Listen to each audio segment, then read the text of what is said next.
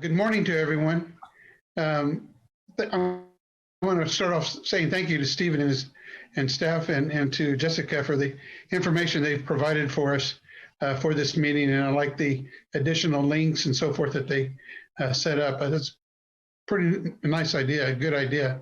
I think that we'll go ahead and I think for my part anyway, Mr. City Manager, this is kind of your show, you and your staff.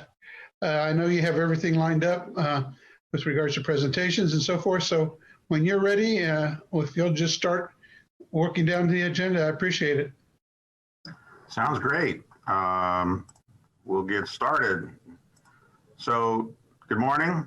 Today we hold our public workshop with the purpose of discussing the 2022 to 2031 capital improvement plan. This annual process began in October for staff, and it will culminate eventually with a vote at the April council meeting with approval of a capital improvement budget and plan. Jessica Lamondola, our Director of Administrative and Financial Services, and her team have prepared a presentation in conjunction with the department heads across the city. We want to make sure we encourage discussion and questions. This workshop is meant to generate input and feedback on the proposed questions. This workshop is meant, anything we cannot answer, we promptly get back to you. Remember that we must, as we move through the presentation, if you have questions or comments or thoughts, please bring them forward during the presentation as you think of them, because we want this to be a dialogue, not just a presentation. For simplicity's sake, I would say probably direct the questions to me, and then I'll redirect the staff as needed. As you can see from the agenda, we hope to finish by 1 p.m. I was informed there is a KU basketball game at 1 o'clock, and we'll take a break around 11. Jessica, I want to thank you and Steve and all the department directors for all the work that they have done to prepare this capital improvement budget, and I look forward to listening to the presentation and the discussion regarding the recommended projects. Please proceed with the presentation, Jessica. Thanks, City Manager. So the team that put this book together is much broader than the finance department, as the city manager indicated. So, there's the department directors, but then staff throughout the city are really searching for the needs to meet the city's infrastructure demands. And, that's something that they evaluate throughout the year. So our goal with this presentation is to provide a framework for how the city can address infrastructure needs, recognizing that the overall needs far outnumber the available budget. And so that's actually something that's new in this budget book. In the back, you can actually see some projects that were requested that were unable to be included. And then there's also a new page that shows new projects, and then also a page that shows completed projects. So what I would say is that today is just the introduction to the conversation. We've had the opportunity to meet with several council people leading up to today, and we've gotten some really great questions, and we appreciate the feedback. Before we get started, I just want to thank Ryan Woolaway for his work on the graphics that went into the presentation. We saw this presentation, at least the framework of it, with the graphics, and we politely asked to co-opt it. So thank you for that. It looks great. And then before we jump in, I do want to recognize one of our new budget analysts. Josh is here with us. He'll be doing some of the behind the scenes work, but it is his birthday. So if you get an opportunity to send him a note, happy birthday, Josh. With that, I'll hand it over to Steve, but please ask questions as we're going along.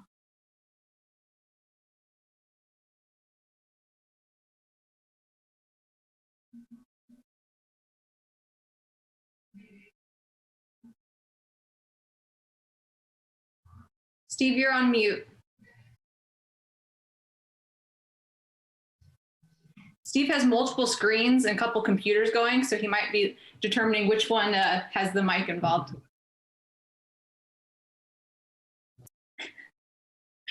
Well, while I'll do the agenda. So as the city manager noted, we did start right around 9.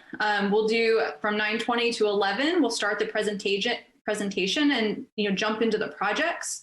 We do have a break listed at 11. So we'll take a 15-minute break at that time. Because of the complexity and just length of the overall capital plan, we will try to keep it to a 15-minute break. And then from there, we'll keep going on until about 1 p.m. We didn't break out a section just for questions. The thought is to really, have a conversation here today. So please interrupt us with any types of questions. I see the mute sign is off of Steve's little square, so I'll hand it back to him. Good morning, and sorry already. Governing body, city manager, and members of the public that have joined us today, thank you. I'd like to not only introduce Josh, but would also like to introduce Adam Vaughn. Adam and Josh are both new members of the budget team and are helping out this morning and have put a significant amount of work into this presentation. So I know that we covered a fair amount of this a couple of weeks ago in open session, but for citizens who've not seen this, I'd like to quickly cover an introduction on the capital improvement plan and the book's navigation. The document can be found at topeka.org under the government heading, or topekaspeaks.org. Topeka Speaks is a new platform that provides an opportunity for the public to participate and submit questions. So I would encourage members of the public to go to topekaspeaks.org so they can follow along. As you know, the capital improvement plan process is a long-range plan to maintain and develop city assets and infrastructure. It's worthy to note that while the financing part of this process is important, we've primarily focused on the needs of the city. You'll hear that recurring theme throughout today's discussion. Council's Resolution 8831 calls for priorities on projects to reduce operating costs, and that a higher priority be given to maintaining existing facilities and infrastructure over that of new construction. To be included, capital projects should meet at least one of the criteria on the screen in front of you.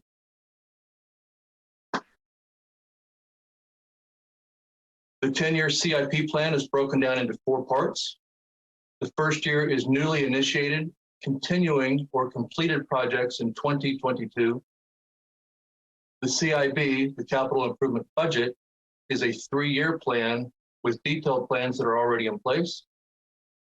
4 to 5 years away are projects with plans being developed in anticipation of moving into the 3-year CIB. And 6 to 10 years are horizon projects with no funding sources identified. The governing body has identified 7 categories when examining proposed projects: neighborhoods, traffic, facilities, utilities, quality of life, public safety, and streets. So how do I find out which projects are in this book? If you turn to page 14 in the CIP book, there's a map of Topeka with a listing of some of the major proposed capital improvement projects.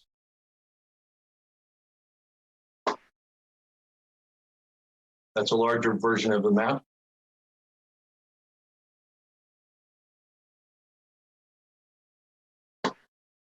The next page of the CIP book begins with the master list of proposed documents. Each line contains a unique identification number. On your screen, you see it highlighted in red. On the screen is the Shunga Creek Flood Mitigation Project, and its ID is 161008.00. Again, it's circled in red. If you're using the electronic copy of this book, you can go to the index and click on the number. You can click on the number on this particular page, and it will take you to the project details.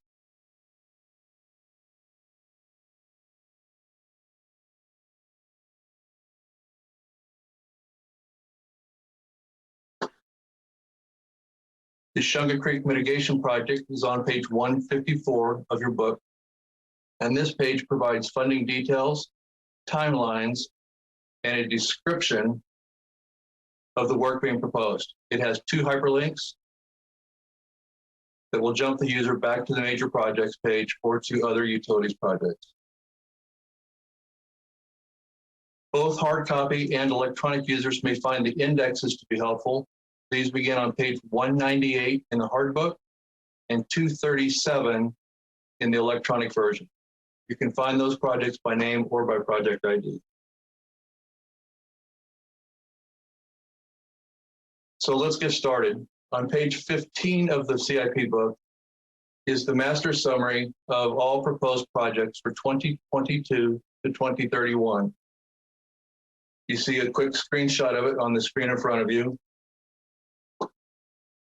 If I do a quick screen in on it, you'll see a little better version of it. The first three columns with dollar amounts are the suggested capital improvement plan budget for 2022 through 2024. So this is the CIB.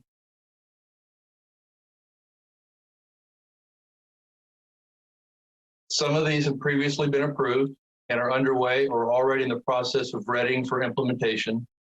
Others are new and are specifically highlighted on page 19. The master summary is not meant to be an inclusive list of every need, as Jessica said. We all know the needs exceed the funding ability. And if you'll turn to the next page on page 16,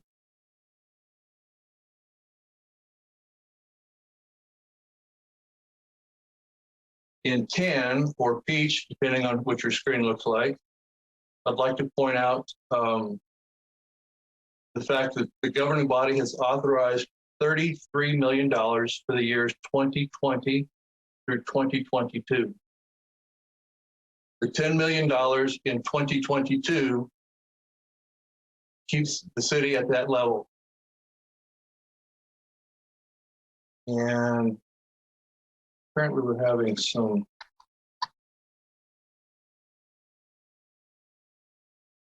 Are you able to see the peach now?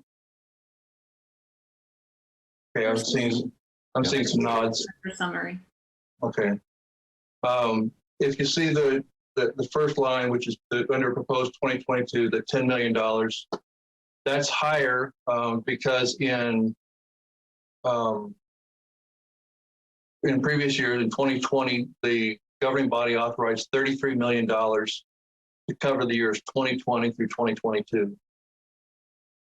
That $10 million proposed this year keeps the city at that level. The council approved $12,100,000 last year.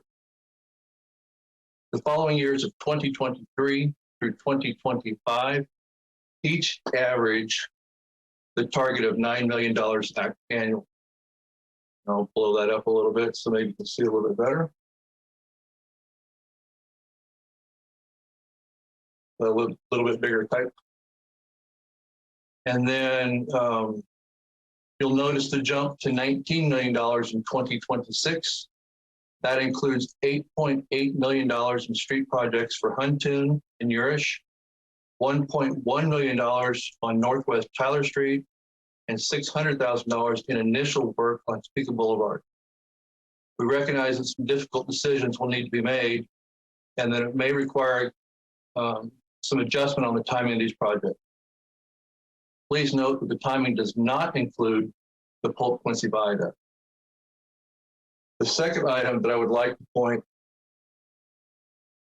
on this page is the section that's listed as cash. This is a pay-as-you-go section without specific funding.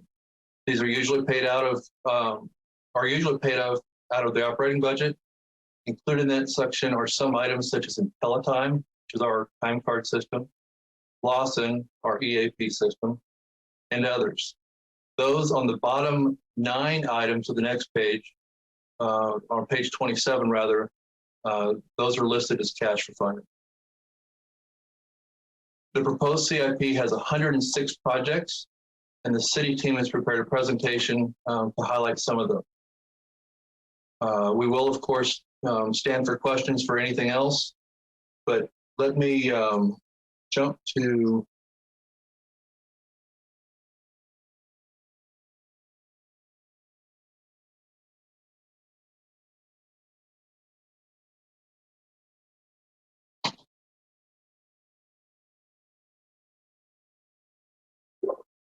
page for utilities. Braxton, we've got you on deck as I'm Trying to navigate to that slide.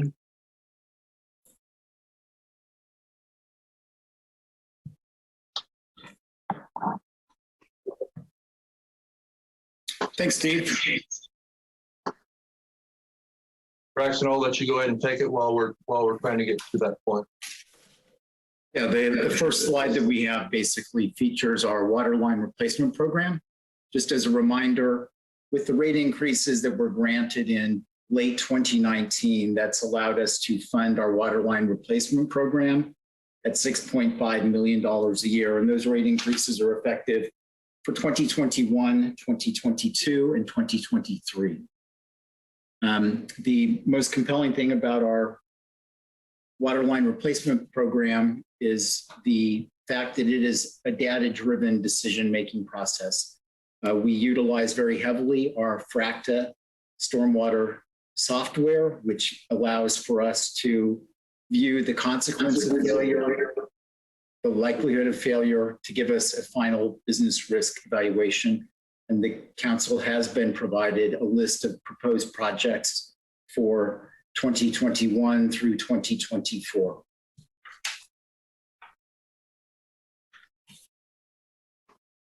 Next slide, please, Steve. There's been a recent newspaper article on the biogas project. This is something that I think is incredibly exciting. It's putting us on the leading edge in terms of municipalities in the nation. Basically, what we're doing is we're capturing the methane gas, which is a natural byproduct of the anaerobic digesters at the Oakland Wastewater Treatment Plant. We're going to capture that. We're going to compress it, scrub it, transport it through a 2-mile pipeline. You see the pipeline is indicated. It goes basically north is to the right side of the page, south is to the left. So it starts at the Oakland Wastewater Treatment Plant. It goes under the Kansas River, Highway 24, Soldier Creek, to basically the Southern Star pipeline that is at Meriden Road, north of Soldier Creek. We're seeking an additional $1.2 million as part of this project, and that is to offset costs that were imposed upon us by Southern Star. And just real briefly, when we initially negotiated the contract back in 2017, Southern Star made it very clear that we were going to be wholly responsible for the costs of the offtake facility, that they were not going to spend any of their own money on that. And so the estimated cost was $1.2 million. This last year, once we got started in earnest on our pipeline and gas, we reached out to Southern Star and they informed us that the cost has now gone up to $2.4 million.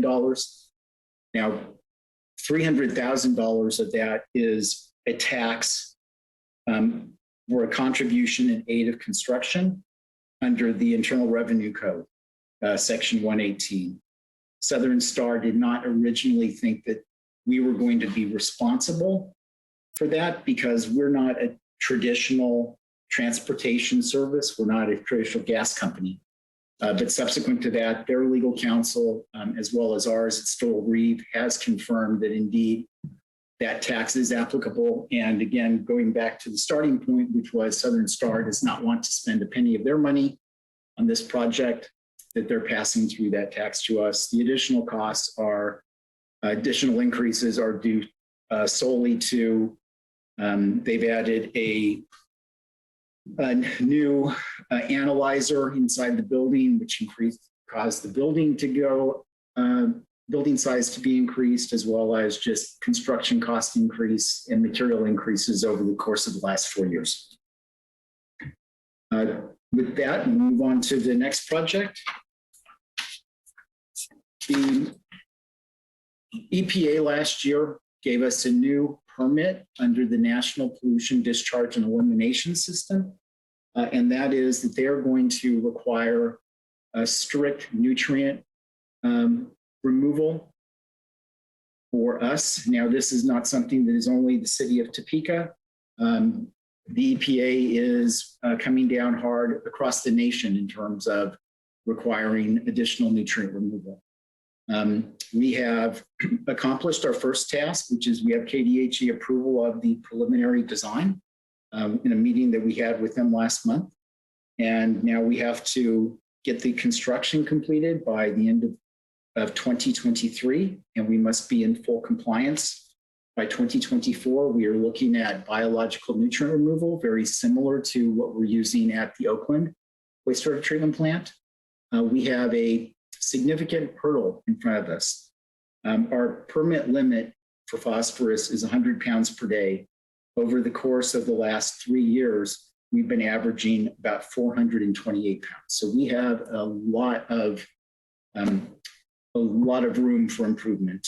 In addition, we do not have a hard limit for nitrogen, but we've challenged our consultant to develop the technology to also remove nitrogen, because we know, given the fact that they've given us a goal, that in our next permit, that's going to probably become a hard requirement. Next slide, Steve. At our water treatment facility, we've attempted 2 different projects, which were phases 1 and 2 of treatment modifications to help us with taste and odor and reduce our haloacidic acids. The governing body will probably remember back in 2018, we went out of compliance on haloacidic acids by 1 part per billion at one of our testing sites in the city of Topeka. And basically, we had first attempted to go with powder activated carbon. Additionally, we then attempted to relocate the chlorine contact basin to put it further down the stream instead of having it at the head of the plant. We've run into difficulties with both of those. And so we have put both of those projects on hold, and we are taking the $5 million from those 2 projects and applying it to this treatment modification phase 3, which is also the 5 million plus the 14.7 million that we had slated in 2024 is what is going to fund this. In a nutshell, the idea is to use ozone as a preliminary oxidation method, and disinfection to basically chop up the organics, which will allow us to treat for cyanotoxins, reduce HAAs, as well as to treat for taste and odor, which we have not had the ability to do that for 30 years since we stopped feeding powdered activated carbon. This technology was initially proposed as the best possible methodology for modifying the treatment to fight for cyanotoxins, reduce HAAs back in 2013 when Black and Veatch did a study and made recommendations. And this was also corroborated in 2019 when Burns and Mack came in and did a hard look at treatment modifications. So we're very excited about this in terms of giving us finally the ability to treat for taste and odor, as well as cyanotoxins, and reduce HAAs to ensure future compliance. Next slide, Steve. So the Shunga Creek flood mitigation, the governing body will remember last year as part of the CIP, they approved a flood mitigation project that was going to be partnered between the Corps and the city. Total cost of that is about $16.7 million. The Corps is going to pick up 10 million of it, and the city will pick up the 6.75. That's only going to provide improvements on 2 stretches of the Shunga. What I would like to do with this proposed study is to have a consultant take a hard look at what the Corps did, and then to look at projects that would not meet the Corps' strict standard for federal funding, but would be basically a master plan to develop a list of projects that the city would fund to provide flood mitigation along the entire stretch of the Shunga, and not just the 2 areas that the Corps deemed met their cost-benefit analysis. And then obviously the plan is to come back in front of the governing body with options. And of course, we know that there's going to be a substantial price tag associated with that to seek your your direction. And with that, I will gladly stand for questions on any of the projects I talked about today, as well as any of the other projects that we have included in the proposed CIP. Hey, Steve, can you go back one page? Braxton, would you be able to describe the picture on the left? Is that like a normal weather event? Is that an extreme weather event? What's the importance? That is that particular location along the Shunga floods routinely. I used to run this section of the Shunga, and it didn't take much of an event. I would say maybe a 2-year event or a 5-year event for the flooding at that level. So you have to run along the street and couldn't use that underpass. Mr. Chair. Question.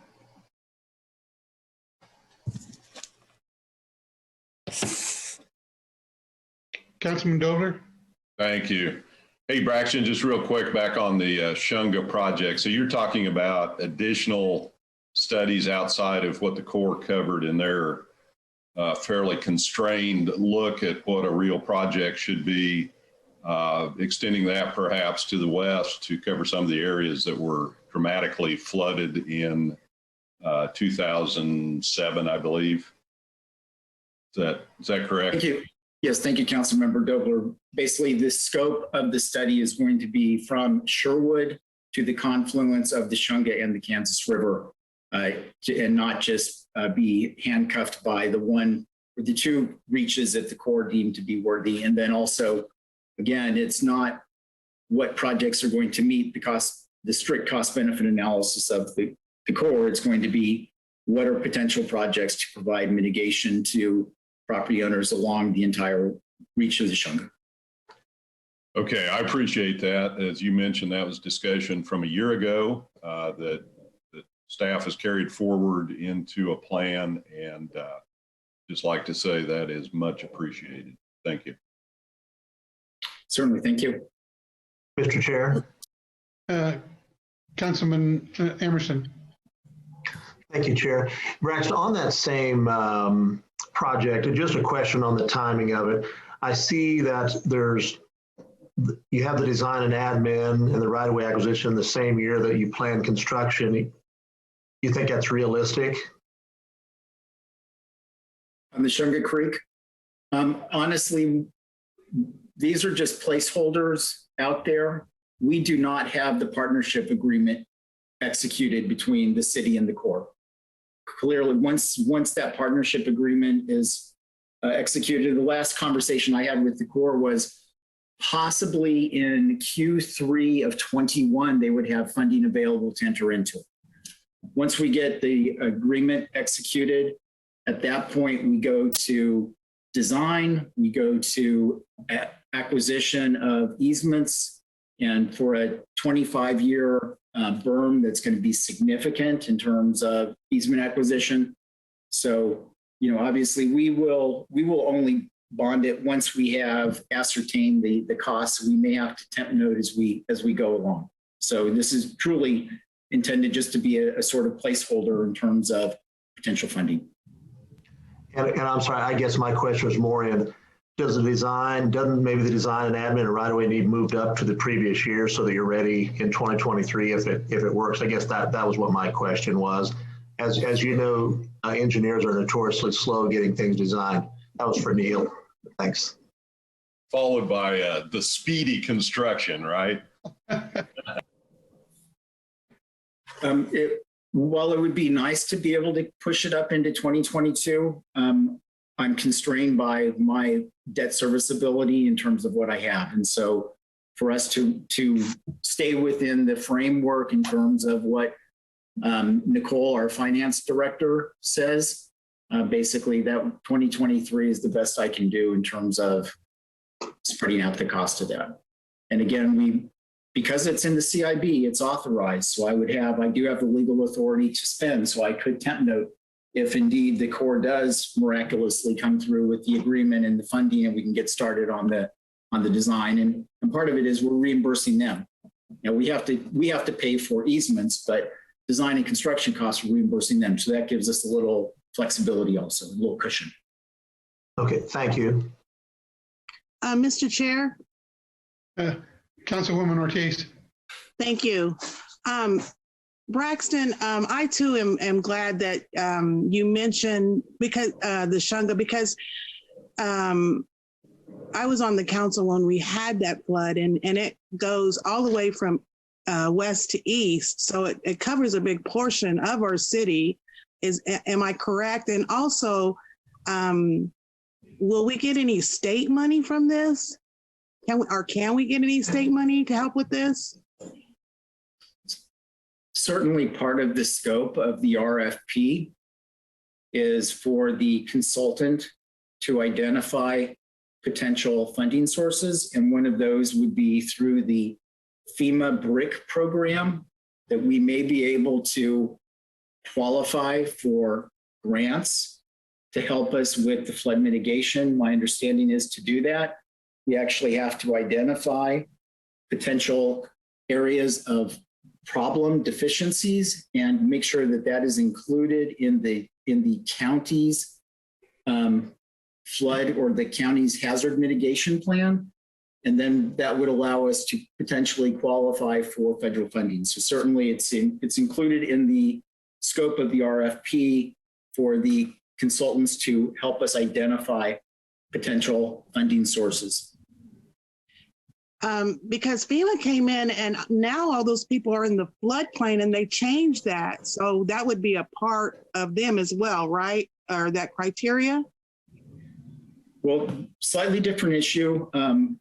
Okay. Certainly we can talk about mapping. I will mention that separate and distinct from the CIP, I do have a consultant right now taking a hard look at the Shunga Wright Spoil Bank levee, and that would be approximately over there at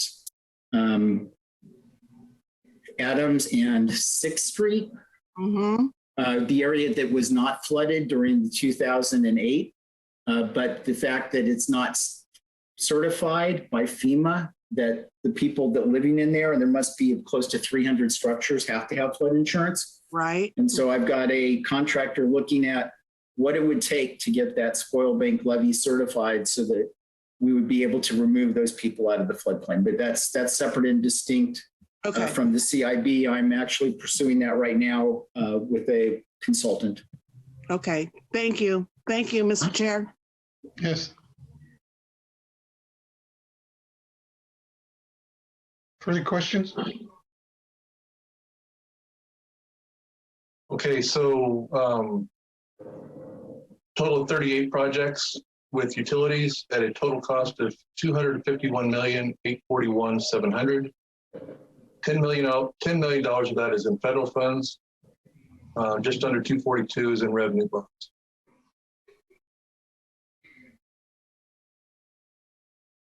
Moving to public safety, if you'll turn to page 110 in your books, Chief Brian Wheelis will talk about the Real-Time Information Center.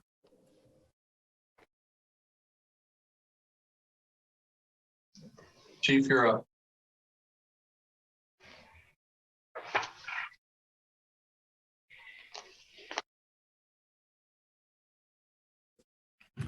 Good morning, everyone. Just wanted to start out with, as you can see, the Real-Time Information Center is a project that we have put up.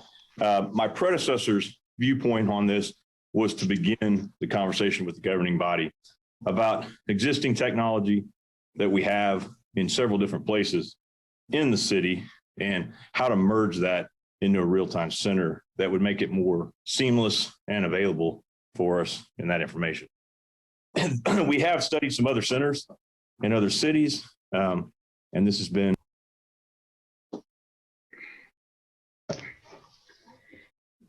You muted, Brian. as you can see. Oh, there we go. We wanted to move to present so that we could begin discussion about it. The big pieces that we wanted to emphasize was that it was both scalable and flexible based on what the governing bodies, what the funds are that we have available, and what the governing body's interest is in moving towards this program. We currently have some of the existing technology in both license plate readers and camera systems both through the city's traffic program and through those that have been made available by the public, businesses, et cetera, that have volunteered access to them for the police department. We've seen some very real results, both in specific to crime and in trends from these cases of being able to access this information. And part of the package that we are presenting would be an expansion of both the license plate readers and the camera system. The license plate readers are on vehicles and at the toll booths and other places around the community.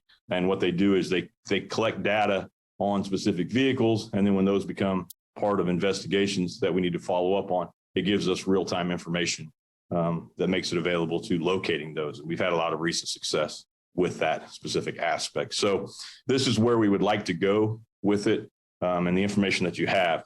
The next big piece that we want to talk about, go ahead in the next slide, that's fine. Gunshot detection piece is the most expensive, and it's not current technology that we have in the Topeka area, but we've gone about the region and seen some very, very impactful success stories that have to do with gunshot detection technology. And what that is basically when the system is in place, before we get the calls, the overarching piece of the real-time crime center, basically for everything, is that it's faster. It's the information that gets to us directly. So for example, when we get gunshot calls, we would have to have a citizen that would call in to the dispatch center, provide that information. The dispatcher then would log it in and then dispatch the officer. And there's a lot of time in between there that the process takes. The gunshot detection would allow it to be directly direct information through the real-time center of a notification directly to the officers in the area and cut out some of that time frame that burns critical moments. That's the same basic system with the camera systems. For example, the real-time information center, if it was up and available, would not have to rely on a quick shop call of a problem. As soon as they knew that there was a problem there, they could go to the camera system directly, and the radio traffic would be directly from the real-time center to the officers that were responding. And so sometimes those very small timeframes are critical to our response. That's basically the gist of it. Like I said, my predecessor wanted to throw this out there and put it on the project list so that we could begin some discussions on it. It's like I said, the big things to remember are it's very scalable, it's very flexible based on where we want to go with it. And it is currently technology that we have in several city departments. The real-time crime center would just consolidate it and make it a lot more efficient when we needed it. It's also available for big events and traffic problems as well. Having said that, I'll stand for questions.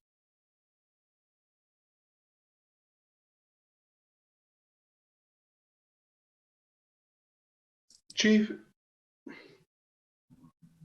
you said that we have that software in place right now. Specifically, where do we have it and how is it being used?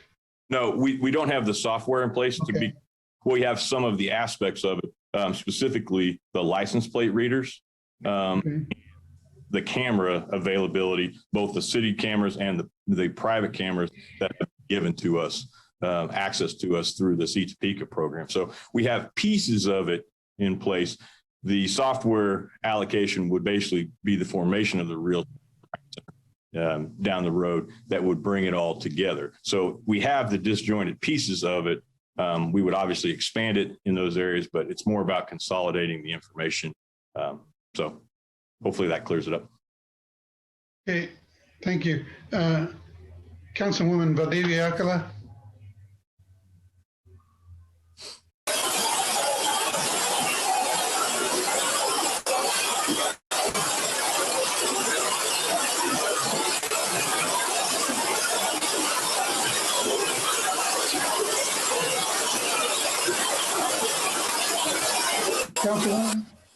Councilwoman, we had a lot of background noise. You try again with your question.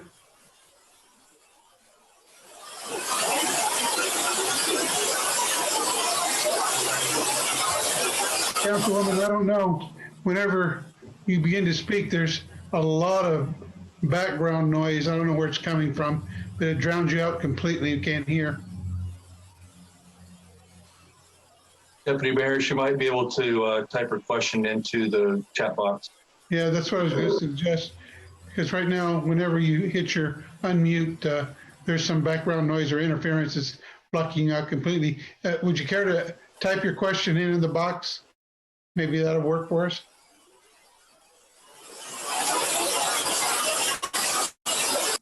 Again, whenever you unmute, there is something that is blocking all of your audio. Is it possible you have paper, Councilwoman, do you have any paper or anything like on top of your computer covering the mic?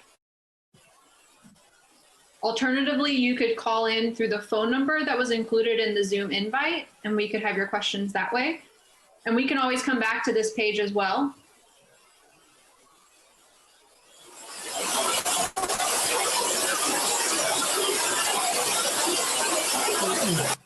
Councilwoman, it's just not coming through. So maybe phone call or type in the question. We can come back later on if you want.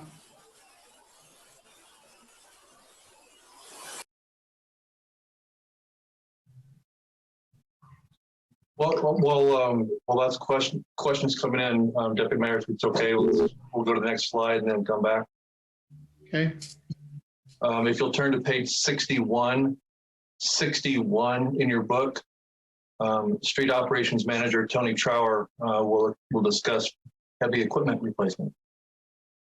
Yeah, this is our heavy equipment replacement. What we've asked is the 7 pieces of heavy equipment we have listed for replacement are over $125,000 each. The 7 pieces are aged, tired, and past their replacement time.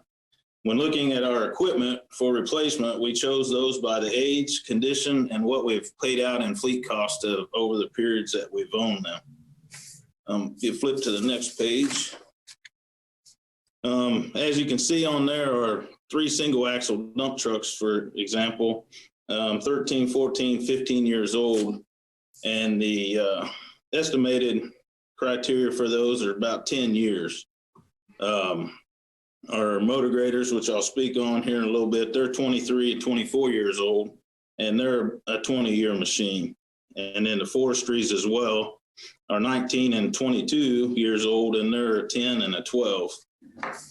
The dump trucks we are asking to replace, we use daily to complete our task patching, pulling our land haul trailers and equipment to our jobs, hauling material to jobs, and a huge part of our snow removal plan. The motor grader, we are asking to trade in 2 for 1 new or used with a smaller mower. Our philosophy for snow removal is we use more dump trucks now than motor graders in our snow zone plan. Going with 2 motor graders is in line with our more aggressive strategy in regards to reworking and rolling our alleys. Forestry, the medium and small bucket trucks for forestry are aged and tired and past their replacement cycle as well. These trucks are used daily for their task, cutting trees and etc. They are in poor condition and fleet costs have been very high for repairs on both of those. On these 2 bucket trucks, the booms have to be inspected every year and certified. When the 2 bucket trucks were inspected this year, the inspector said they were in poor shape and they probably would not pass inspection next year and be able to be used. So that's kind of what we have for our equipment. If you have any questions.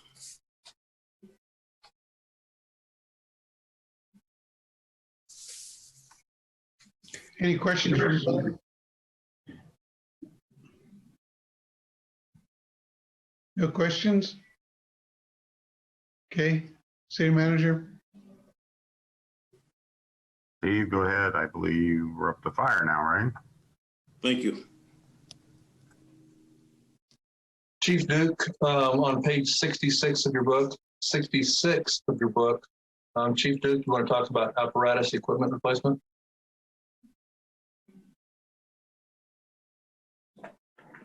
Just bear with me at the moment as I open up my book. Sorry about that. I have on with me Michael Benson, our finance manager.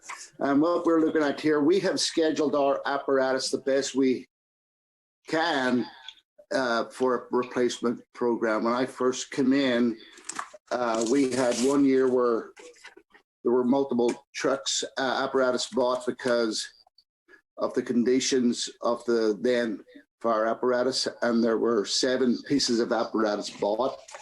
So we're trying to get everything in line where we have compiled a replacement program that we think meets our needs and the city needs as it pertains to budget.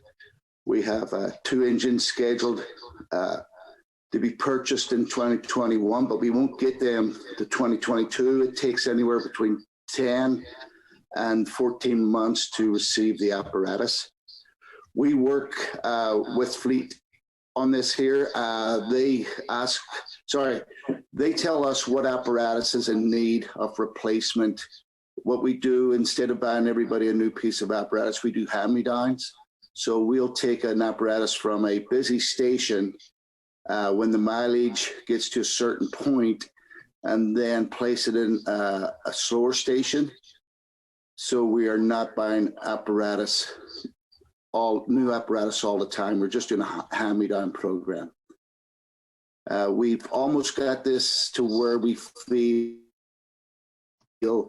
that we are being competent in what we're doing in the replacement of the apparatus. We make sure that the maintenance is followed. We are on a faster program with our fleet maintenance. They call it in at the required time to have the maintenance done to it, to make sure that we're meeting all the maintenance scheduling at the right time. Also, like one of the stations now, Station 6, that had a hand-me-down. Well, it's now in for repair, and it's going to cost $18,000 to repair the engine. So these apparatus are being well used in the right way and replaced at the right time. Do you have any questions, governing body? Yeah, Mr. Chair. Yeah, Councilman Emerson. Thank you, Chair. Chief, good morning. I had a question. We saw that Fleet, they're doing something based on age and mileage. What criteria do we use when we decide to replace? I'm sorry, I didn't hear that you went muted. Sorry, let me try that again. Fleet has developed, or they're in the process of developing. Can you hear me? You're getting some feedback. Is that any better? Yes. Okay, thanks. I turned down my speaker here a little bit. Chief, I just wondered, Fleet has recently been going to a kind of a data-driven replacement where they take into account age and mileage and stuff. Are you guys doing something similar? Is there, what criteria are you using to replace things, I guess?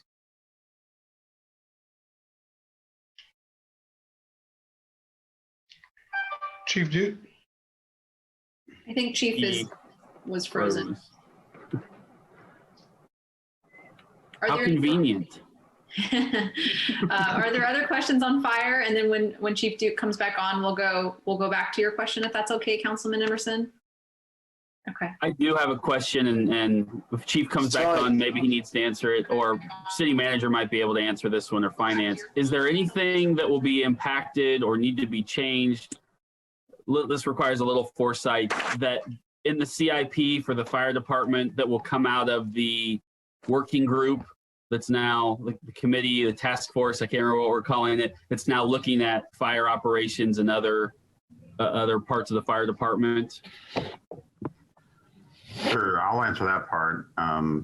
Right now, with the way we're working through that process, the changes that might occur, which we would impact right into the next year's budget, would be if there was a decision to build a fire station, if there was a decision to close a fire station, or a combination thereof. That could impact, obviously, construction costs that we would need to incorporate to build a new station, which can be in the neighborhood of $7 to $8 million for a cost. We no longer have any authorization for purchase to build a fire station, so that'll come back before you. That old authorization's expired. And so then the other thing that would happen would be if we created the new station and didn't eliminate one, then there would be additional fire equipment that would be needed in order to fulfill the needs for equipment in that particular new station. So that's where the concerns are. We did not include that in this budget based on the fact that it's an unknown what the recommendation will be and what the deliberation will be with the governing body once those recommendations are brought forward. The lead time that would be required is substantial, and we would need to get some more estimates and so forth. And so it didn't feel appropriate to include anything in this budget. Does that answer your question? No, that's fine. That's helpful. Thank you. Mm-hmm. Chief, your question to you was what statistics do you use for deciding on a replacement cycle for the fire apparatuses? Okay, can you hear me? Yes. Okay, sorry about that. I don't know what went wrong with the video. What we have in place right now, we are trying to use into the industry standards where we'll use a 10-year life cycle on our frontline apparatus at those very busy stations. And when they reach a certain mileage, usage, hours worked, we work with fleet. And when we have are replacing a piece of apparatus, we will take that busy apparatus and put it into a less busier station and then put the new apparatus. So we're using a 10 to 12 industry standard to replace apparatus because we're finding out as the apparatus gets older, yes, there is more maintenance, but it's costing us more money and time to have that apparatus out of service, even if it is a reserve apparatus. We also have apparatus in reserve to take care of those times that we have to take an apparatus out of service, and that's an even older piece of apparatus.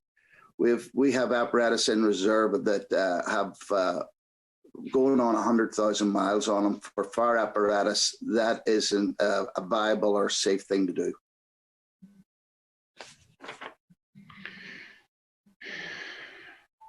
Any further questions for Chief Duke?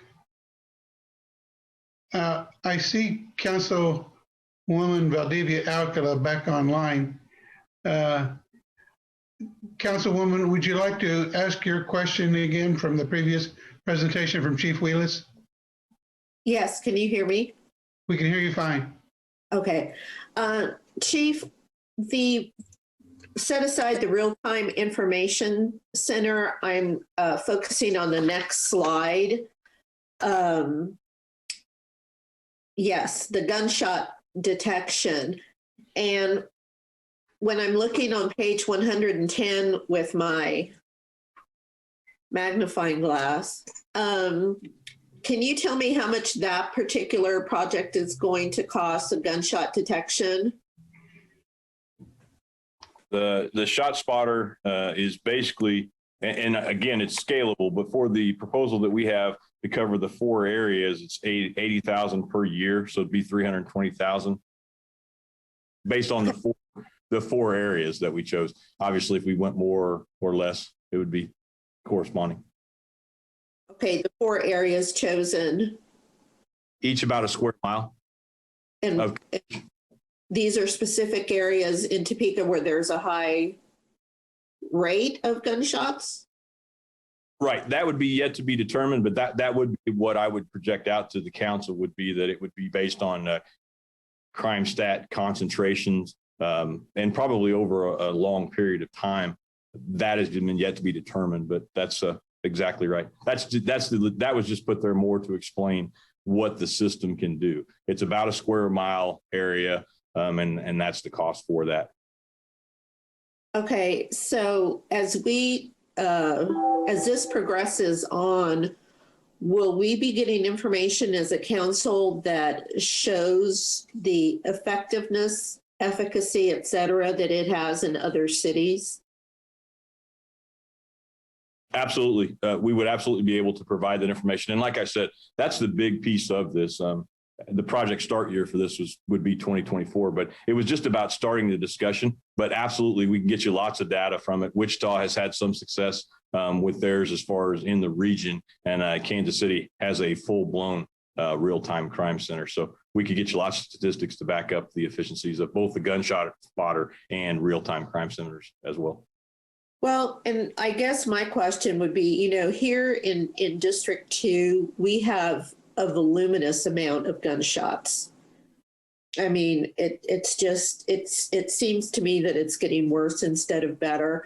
And I know that, especially when looking at the Oakland page, folks get very frustrated when they call in the gunshots.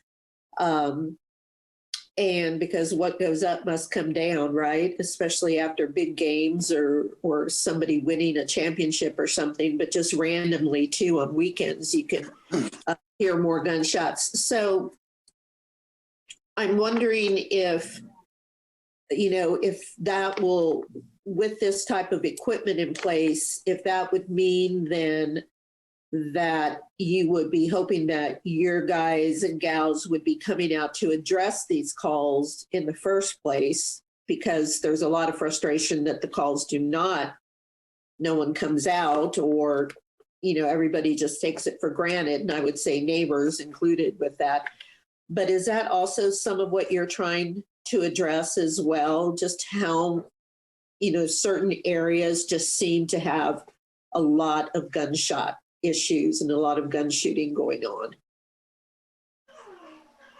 Yes, exactly. I mean, you see the first bullet point on the slide is that 88% of the gunshots aren't even reported to authorities. So your social media reports are probably a lot more. The other part of it is when we do in fact get a report of gunshots in the area, it's based on the perspective of the person reporting it in. So all they can really tell us is it sounded like it was coming from the east, or it sounded like it was coming from the north, a few blocks over, a long blocks over. I mean, we will have a gunfire incident that occurs, for example, at 6th and Washburn, and we'll get reports all the way to Gage, all the way to California of gunshots in the area. So it does twofold. One, it gives you a lot quicker response because it's based on the system and it goes directly to the radio as far as gunshots in this area. So it bypasses the caller dialing 911, talking to the dispatcher putting it in, and then out to the officer. It lets the officers in the area know or in the surrounding area that this has occurred. So response time's better. Plus, it also gives us a lot closer area to go to because it's based on the gunshot detection, not on somebody who's calling it in's perspective. And as far as there are a lot of success stories out there of quicker responses to even incidents, as it says on the bullet point, where lives have been saved. But absolutely, that is it in a crux, Councilwoman, that it would be a faster response and a more accurate response. Okay, thank you. Thanks, Chair. Mr. Chair. Yes, Councilmember Emerson. Thank you, Chair. Chief, good morning. Yeah, this is one that caught my eye as well. And when I looked, it's $320,000 a year, basically just to rent the software. And man, when I look at that, I think one, that doesn't stop a gunshot from happening. All it does is gives you a direction, you know, and a location of approximate. But then I did a little research. If you look, you know, San Diego did this for 4 years, this exact program, and they are now no longer doing it because of they'd go out there and somebody be jackhammering or doing something, and that sound would activate it. And when I look at $320,000 a year, I think, man, you could hire 3 more policemen, you know, local guys, you know, here working in the street for the price of this every year. And frankly, this is really hard for me to support. Councilman Emerson, I certainly appreciate that perspective. And like I said, I think this is why we're having these discussions. I would obviously like the opportunity to sit down and talk to you one-on-one if you like, or at least to provide you some data that shows that it is more effective and like that. But you're absolutely right. For evolving technology, sometimes there's things that the bugs have to be worked out. But I would point more to the very positive data from Wichita here regionally that is a lot more recent. But I'd love to have that discussion. I think that's what the point of my predecessor was on starting this through the CIP process, was just to gauge the discussion and make it scalable from there. There is a lot of the real-time crime center that could be very beneficial if we decided not to go with just the gunshot detection piece. That's only a piece of it. Absolutely, and I'm in support of the real-time information center. It's just that one piece. If it wasn't so darn expensive, when I read that, I thought for sure that was a mistype, and it was $32,000 a year. I mean, how a company rents software for $320,000 a year, that's amazing to me. For a one-trick pony, someone does one thing, that's just shocking to me. It's that much. And maybe perhaps we can get one system, put it in one area of town. I don't know if it's mobile where you can move it around, but maybe that's something. You get one system because people would never know where it was active or not. I don't know. Maybe that's an idea. Yeah, no, I appreciate that, and I can tell you that the gunshot detection shot spotters has been discussed for a long time here locally, and all of those things that you hit on were absolutely pieces of it. One location, multiple locations, and there was a thought process that maybe the technology would evolve to the point where the prices would come down. But all of these things are the discussion points that we wanted to get started. But I appreciate the support for the rest of it. Chief Wheelis? Yes, sir. We'll follow up on Councilman Emerson's comments. I too wonder about the idea that we're able to detect where the gunshots may be occurring and that it bypasses dispatch and goes directly to the radio, I guess the radio car, so that in that area. But is it a coordinated effort? Like, let's say it happens in one specific zone, 445, whatever, something like that. And does it go to the adjacent territories as well? Because I know from my experience around my house, there are traveling gunshots going on. You can hear them going down the road, and they're not stagnant. They just keep going down the road. So they're going to move into another district or area. And so how does it coordinate then with the adjacent area, so that as that activity moves from one place to the next, I guess it kind of follows it so that officers can respond? And then I have a follow-up question from that. Okay. For your first question, yes, that's exactly right. You would get multiple reports, and it's quite possible that you would have a singular event and get multiple reports in different areas, but it would, from the proximity of where that detector was at, would allow you to pinpoint and coordinate that. But that's why it's such an important piece of the overlay of the entire real-time information center, because when those gunshot notifications went to various territory cars or area cars for it, if we had the camera system up and the LPR systems up too, you would be able to overlay those things too, where the real-time center would go to those cameras in the area and catch like a moving vehicle, which would then, and this is not a hypothetical because it's occurred in Kansas City, where the gunshot spotter notified them of a problem. They went to the camera system. They got a car driving through the area. They got the tag. They were able to put that tag into the license plate reader, and then they picked that car up where it was at in real time a few blocks down the street. So that's kind of a great example. And so I appreciate you bringing it up so that I could overlay how important all of those pieces are. But that's over a course of several years too. But to your specific question on the gunshots, yes, if it was mobile and moving across different areas, it's quite possible that you would get a report from each area that would go to the corresponding units. And it would be more of a broadcast. So in other words, and I know, Deputy Mayor, that you're kind of familiar, but it might be the entire side of town that gets a notification, but it would say it's in this area so that they would be able to respond from there. But that's an example of how the entire real-time information would overlay the shot spotter from the initiating to the camera system to the LPR and bring our police to the right area. Okay, thank you. Would that also include, I know that there's a program that the agency has that, let's say if I have a Ring device on my home, that I can sign up so that it makes it my video available to law enforcement for follow-up. Would there be some opportunity for citizens to also sign up so that the same thing happens? That so if there's a car going by their house and they have a Ring device or something, it would initiate it so that the law enforcement could also go back to that source of video to identify the vehicle or people involved? Yes, absolutely, Councilman. The program is, of course, Seats Pika, where people can register their cameras. But with this being a cloud-based program, it not only would we be able to go back and get the video for evidentiary purposes and prosecution purposes, but in some of those systems, we would be able to log over. Like I said, for example, if the quick shops all gave us access to their cameras and you got a shot spotting call in the area of the 17th and Topeka Quick Shop, the Real-Time Information Center could go to the cameras at the Quick Shop in real time and not only tell the officers that their shot spotter alarm just went off there, but there's this kind of vehicle that left the area right now, this direction. And none of that would have to go, you would not lose any of that time through the dispatch center. That's the real-time piece of it. So it would be, yes, only they could get it for evidence and prosecution on the back end, but they could have it in real time for the response of the officers. And like I said, that's a proven program that's going on in Kansas City right now. Okay. And then one more thing on what Councilman Emerson said. Notification of where the activity is the start. So that the officers are aware of the activity and can be alert.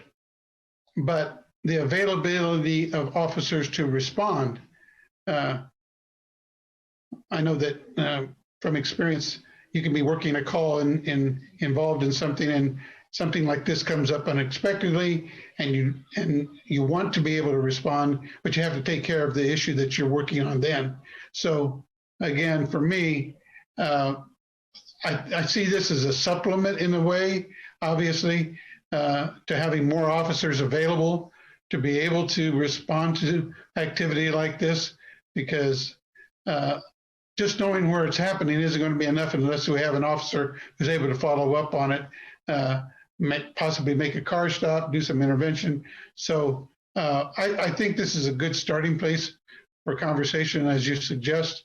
I think Councilman Emerson asked some good questions, as well as Councilwoman Valdivia Alcala. So I think this is something that we'll probably take a closer look at least. I agree that that's a high price tag for just running software. For me, I like bodies out on the street and responding to calls too. So that's just my 2 cents, Chief. Thank you. I appreciate that. I wrote down on my notepad that both you and Councilman Emerson wanted additional police officers. I support that as well. Okay. Deputy Mayor. City Manager, are we ready to move on? Oh, Councilwoman Hiller. Thank you. This is new to me.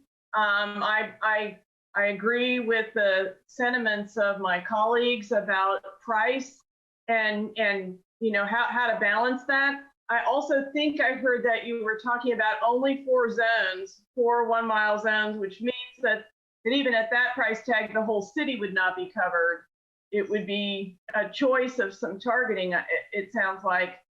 I wonder if it would be worth either just for in the next year, let's say, either just for the council or even a citywide sort of crime summit, or I don't know what you're planning under your administration for district crime summits or regional, quarters of the city or whatever. But I think there'd be some interesting discussion to understand the entire real-time system, which if I'm listening, if I'm hearing right, includes more than gunshot. Us to have more cameras at the intersections to catch speeding cars that were dangerous and this and that and the other thing. And so maybe just understanding this whole system and its potential and then talking about pieces would help all of us as well. And maybe any other alternatives that you've been thinking about. This is a good time to open it up, but sounds like a really big issue that we could spend more time on. Thank you. Thank you, Councilwoman. I agree. And this was kind of the starting point for that conversation. I appreciate all the input we've gotten and feedback, but there absolutely is a public education rollout piece, discussion piece that will be on the back end. I was just trying to gauge the interest of the governing body in line with what my predecessors had started. Thank you, Chief.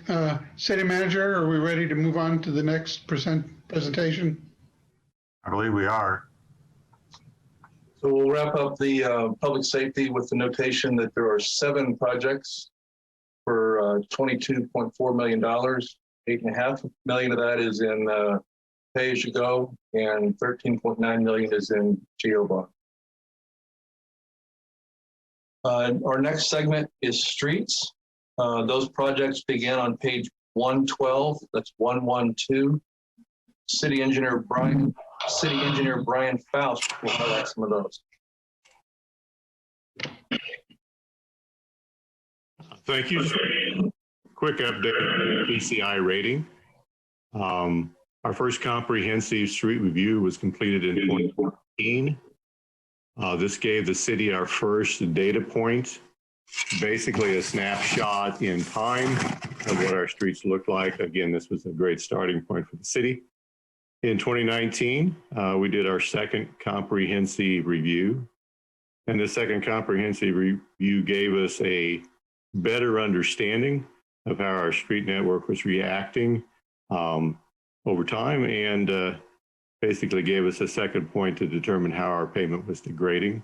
So in 2022, we do plan our third comprehensive review. On the right of your screen, you'll see kind of the PCI range, where 85 to 100 is good, all the way down to failed from 0 to 100. The council set a goal for 60 with a desire to be at 70 or satisfactory in the future. Next slide. The first street we want to talk about today is Northwest Tyler from Lyman to Beverly. This is currently a 2-lane rural section with open ditches. Initially, the street was planned to be a 3-lane urban section with enclosed storm sewers and curb and gutter. Last year, we did change that to go back to a 2-lane, but with curb and gutter and enclosed storm sewer. At the current time, we plan on 5-foot sidewalks on both sides of the road. Construction is slated for 2022. Next slide. A new project that was added in the CIP in the 2022 cycle was Northwest Lyman between Tyler and Vale. This is a complete reconstruction, again, from a rural 2-lane with open ditches to an urban 2-lane section. This would be between Tyler and the railway tracks. The section from the railway west to Vale would remain a rural section. We do plan on having sidewalks on both sides of the road from Tyler to Clay, and then from Clay to Vale on the south side. We propose the design starting in 2026 with utility relocation in 27 and construction starting in 2028. Next slide. Third project is Southeast Adams from 37th to 45th. In the past several years, we've completed reconstruction of Adams from 29th to 33rd, and again from 33rd to 37th. This is also currently a 2-lane rural section with open ditches. We do have some width restrictions as we go underneath the turnpike. The improvements will include curb and gutter with enclosed storm sewers and sidewalks. This will be designed in 2026 with construction slated for 2028. Southwest Gauge, about 2 years ago, in 2019, we completed reconstruction and adding a lane on Southwest Gauge from I-70 south to Emlyn Drive, a joint project with KDOT. We want to continue the project from Emlyn south through the intersection of 6th Street.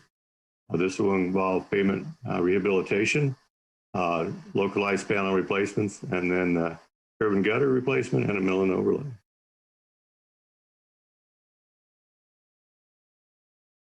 Another project on the books is Southwest Urish Road, 21st to 29th. About 3 years ago, Shawnee County completed reconstruction of Urish between Huntoon and 21st.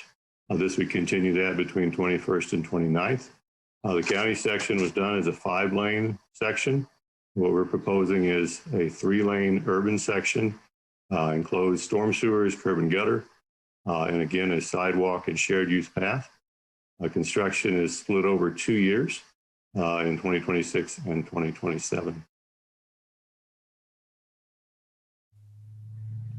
A bit about our pavement management program. One of the components of our plan is surface preservation. We do have a very active microsurfacing program. We started this in 2018, and we are continuing it through the length of the CIP. The first 3 years, 2018, 19, and 20, we utilized roughly $10 million in excess countywide sales tax to complete the project. Starting in 2021, we switched that to citywide sales tax at a rate of $2 million per year. These projects are based on where the PCI is somewhere between 55 and 85. We're looking at the statement of keeping our good roads good. It's critically important that when we have roads that are in the fair to satisfactory range, that we spend our maintenance dollars to preserve that. It's a lot cheaper to preserve it than to reconstruct. Each year we do work in a concentrated area. Our first year was in the central part of Topeka. 2 years ago, it was in East Topeka. And last year in 2020, it was in West Topeka. This year we'll start in the west part of town and then transition back to central Topeka. We do also have in our CIP under general obligation bonds, our median repair program. The first year is actually 2021. We have 80,000 budgeted in the CIP. We also bumped up the funding for 2022 to 600,000. What this entails is reviewing medians at specific locations to determine if they're actually warranted or if removal and striping is a more appropriate response. Depending on the size and location, the median cap may utilize colored concrete with or without brick imprinting. Next slide. This actually shows kind of the two options that we have. The one on the left was reconstructed using a brick imprint pattern.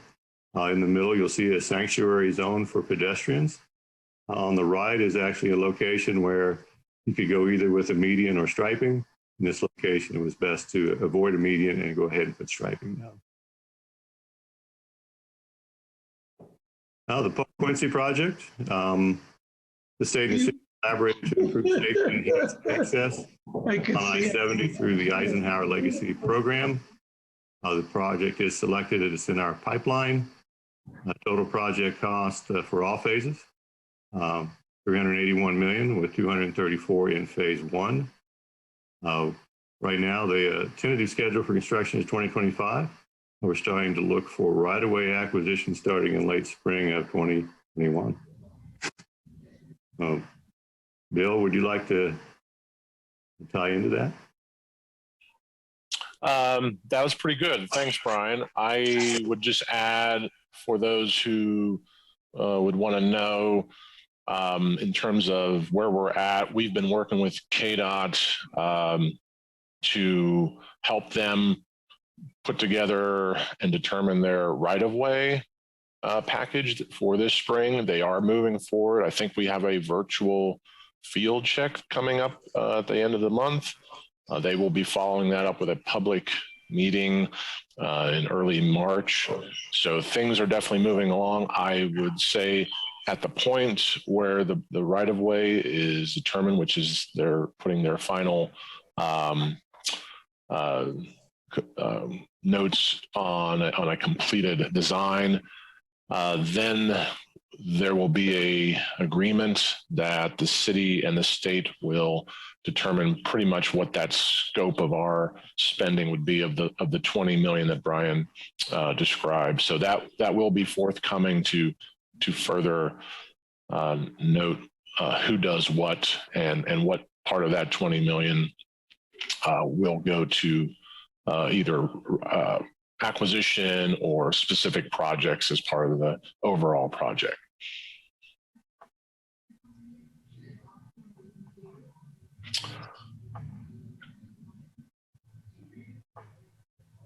Deputy Mayor. Yes, please go ahead. Thank you. I just wanted to make a statement with all of you. I had a consult with Brian Armstrong yesterday about who's impacted and who all to get in touch with for the public vetting of this at this stage of the project. I just want to say to all of you, this whole thing is happening in my district, so I'm familiar with the different pieces of it. I hope that before we get into final negotiations with KDOT, I know we hoped to get some grants to cover a lot of what our share was of the 20 million. That's really important to me. But also, I was on the PAC when they first started the last round of, 10 years ago now, of this talking about what this project would cover and what the city was going to have to cover on its own on the side. And I hope that we're already working on that list and have it ready before final negotiations. And I say that for just as a couple of examples. This project cuts off the First Street intersection and cuts off all the neighborhoods to the west from their normal transportation route of being able to turn at First Street and head all the way to McVicker and, neighborhoods all the way. They all got together back when this plan advanced and agreed that that was fine. But what it will require is rerouting traffic for access to those 4 consecutive neighborhoods and a change in the volume of activity. And the plan was to reroute, I think, up Taylor to 3rd Street and back.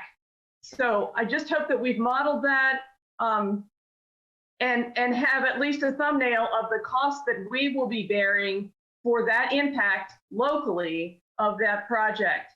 Further, the other thing we asked about that I remember is that we said, well, how far does the project cover? And what they explained was that big projects like this are responsible for the on and off ramps until they end, and then you're on your own after that. And we are rerouting, relocating on and off ramps in a number of cases. And so I'm hopeful that both for our own capital planning, but also in terms of the negotiation of, I don't want to have to do the 20 million and all of our on the ground costs for any street work or signage or even just the landscaping and so on that's required when you make those changes. Third, this not specific exactly to the construction, but this is going to change for us from having a single span bridge that's 5 lanes, 6 lanes wide, to having a twin spans that are 5 lanes each, 4 or 5 lanes, depending on where you are. And so we've got our dynamic core planning, our riverfront planning, all kinds of things going on that correspondent to this project. We're going to be looking at what to do to develop inviting and exciting spaces underneath and adjacent to this viaduct. And there are lots of exciting plans kind of bubbling around, but they're going to cost money as well. Again, most immediately in negotiation with KDOT about us pledging our fair share on this project, and then not having to spend as much again on our own stuff that this project has by its very nature is going to put on the table as well.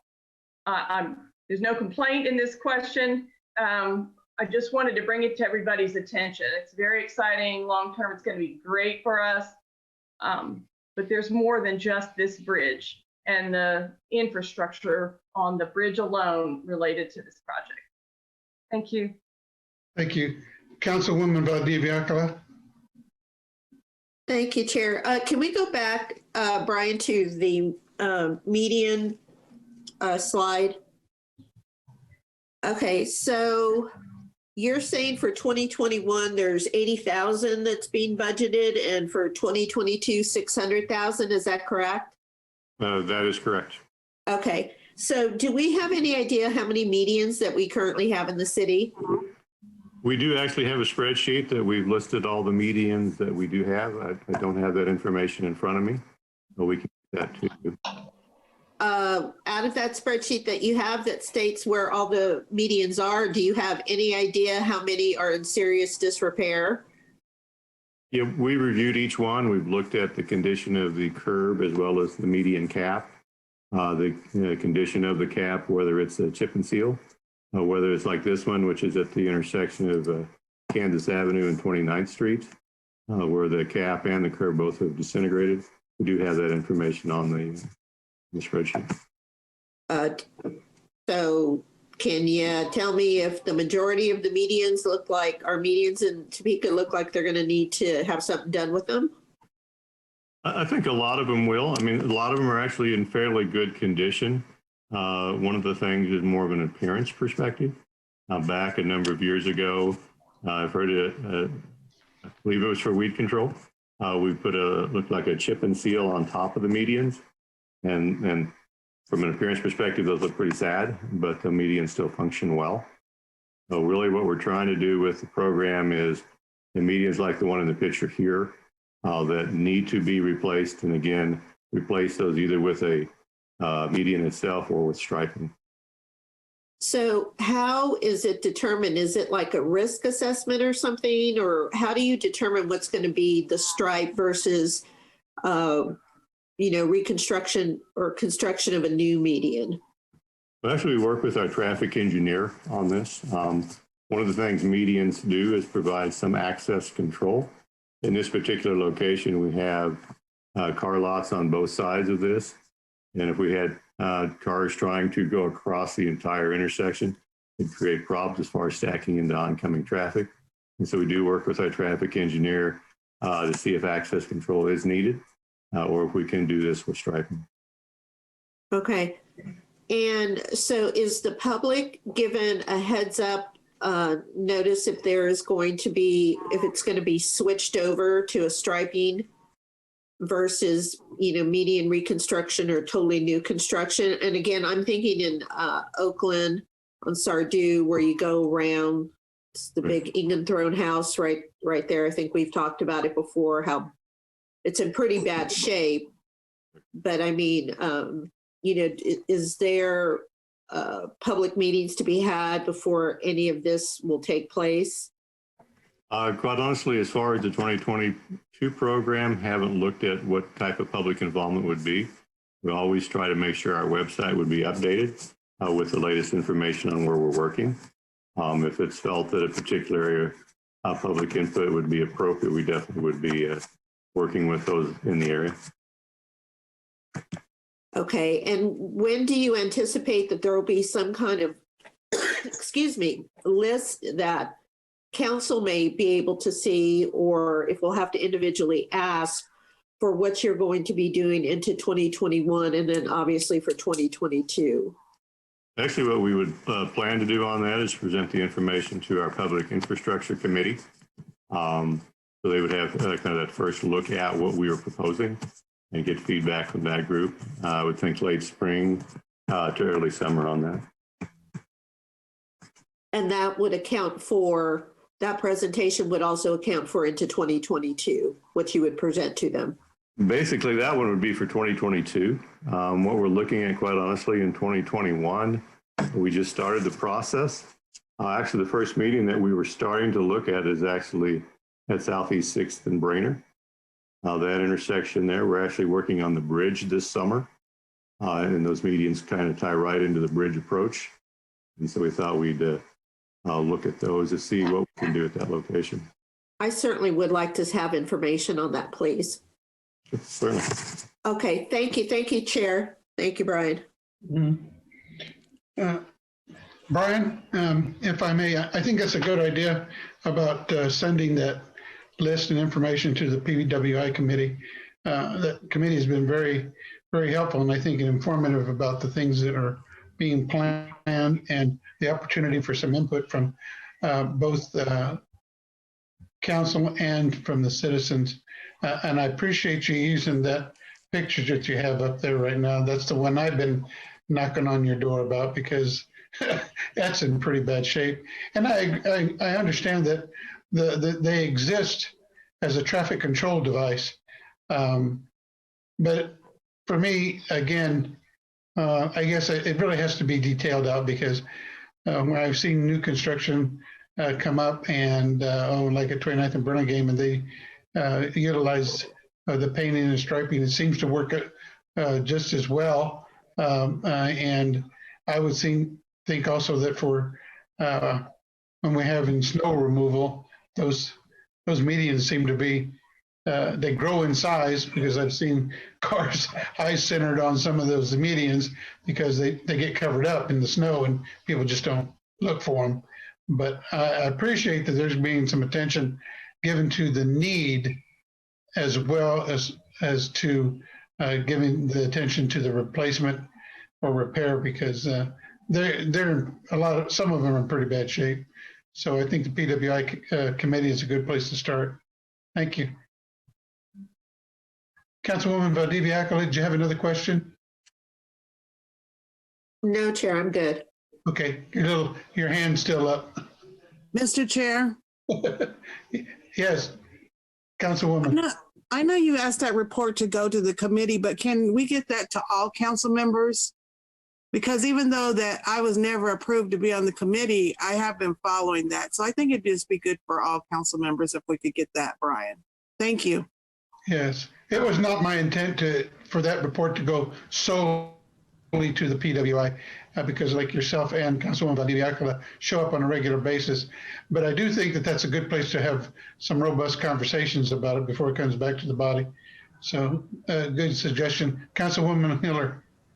I agree. And I agree because that way we all could get a heads up about those specific projects that the staff has in mind and could shoot some, if we see anything that's got some comments that we think might have an issue, those don't generally go to public hearings. But at least if we're aware of them, we could shoot comments in to that committee before they spend the time considering. I'm thinking that back to this switch to painting on, which I really support too.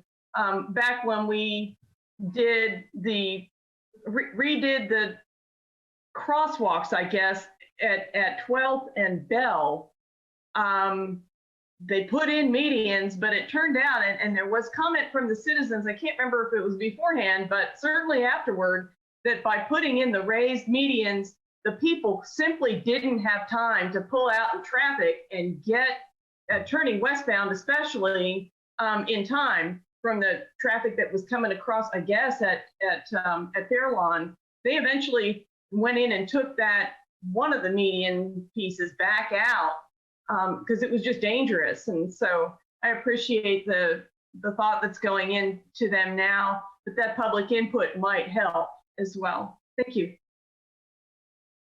Thanks, Councilwoman. Continue with the presentation. Brian, do you have more?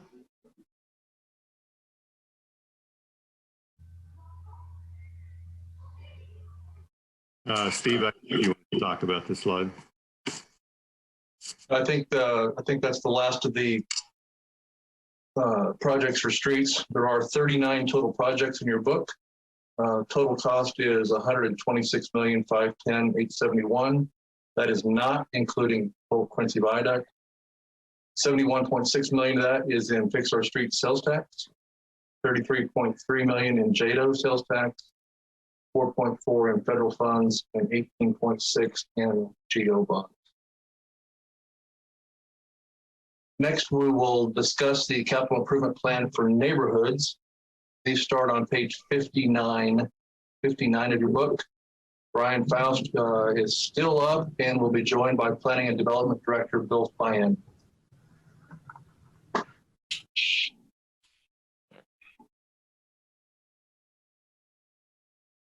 Excellent traffic at this point in time. Right here, we show our traffic signal replacement program. This program has been going on for a number of years, and it's shown in the CIP for going for the full 10 years of the CIP cycle.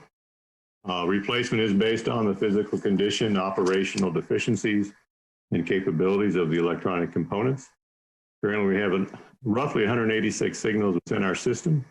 With the current budget, we typically can replace 3 per year. The CIP before you, I believe, shows that roughly 1.2 million in 2022, with lesser amounts in 23 and 24. We hope to replace 5 signals going into the 2022 timeframe, with 2 in 23 and 2 in 24. The larger picture on your screen is actually at 29th and Burlingame. We started a few years back at some of our major intersections in the community going with a black powder-coated signal, mast arm and mast pole with illuminated street signs. We are also continuing to use the galvanized poles, but we are transitioning towards continuing with the illuminated street signs. Brian, I was trying to give you a break there, but we've got 3 projects in traffic, total cost of $5.3 million, all in GO bonds. Any questions for traffic?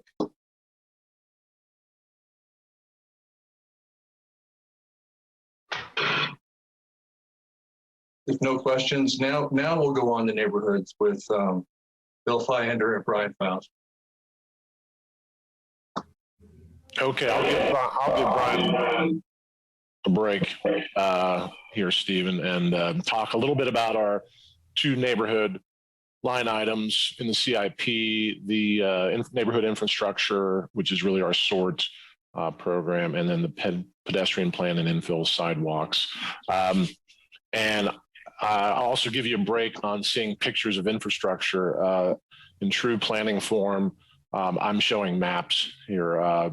This is more my speed, but these are both of these are plan intensive projects where we do planning work in advance to really determine the best use of the funds.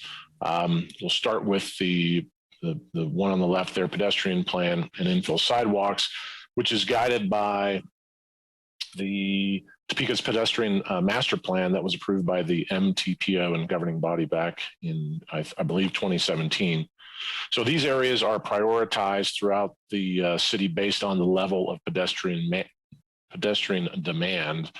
We use 10 criteria to determine where that demand would be the highest, and the illustration there on the left shows a heat map which we applied to the entire city, and those areas that are the hottest, those are the reds and oranges and yellows.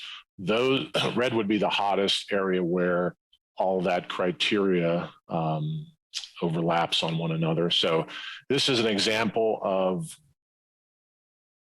this is North Topeka West, which is our recommended neighborhood for 2021, which it also indicates the condition of the sidewalk. So we kind of combine the heat map with the condition of the sidewalks to then collaborate with the neighborhood on which target blocks would be done for sidewalk, either where there aren't any sidewalks or where there are sidewalks are in poor condition. I know Brian's team also likes to combine the curb projects and ADA projects and they follow the neighborhood that is part of the PED plan for that year. And so we get bigger bang for our buck when we do that by combining those. We've done, I think up till now, I think we've done about 5 neighborhoods and 2 corridors. Topeka Boulevard, we've been working on in Southeast 29th. I think we've got 6 neighborhoods in that plan to get to in the next 4 or 5 years. Pivoting over to the other side of that slide is the SORT program. Infrastructure projects here are guided by a neighborhood plan that you approve each year at the governing body level. And as you know, this is another collaborative process between citizens and staff, and that includes not just planning, but public works, utilities, community engagement. And what we present to you for approval, the improvements are targeted in what is a 4 or 5 block area. You can see on the right there, this is the graphic from East Topeka North, which you approved earlier this year. The projects inside these areas are focused to include street, sidewalks, ramps, curb and gutters, stormwater, sometimes utility lines or water lines underneath the street, alleys, and also sometimes park facilities in partnership with the county. And we've had some very good success with this program over the years. I would say, actually, we have demonstrated that the target areas have definitely improved on a large scale. 80% of all of the target areas that we have focused on with this program have improved their neighborhood health score or stayed the same. So it's very demonstrable, particularly in these most investment challenged areas where we're trying to move the needle and really accomplish a lot of different goals with strategic investments. So that's my overview for those two. I don't know if Brian has anything else to add, but I'll stop there and see if there's any questions. Any questions? Okay, seeing none, we'll proceed. All right, we have $13.5 million spread over 2 projects for neighborhoods. Our next up will be capital improvement plan for the quality of life. These start on page 67 in your book. Brendan Wiley, our zoo director, will present that.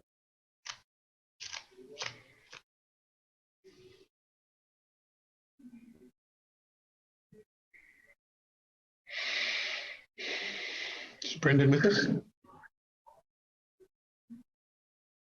There he is.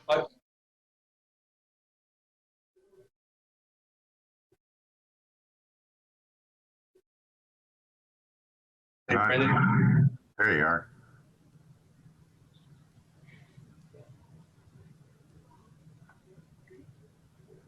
Can't hear you, Brendan.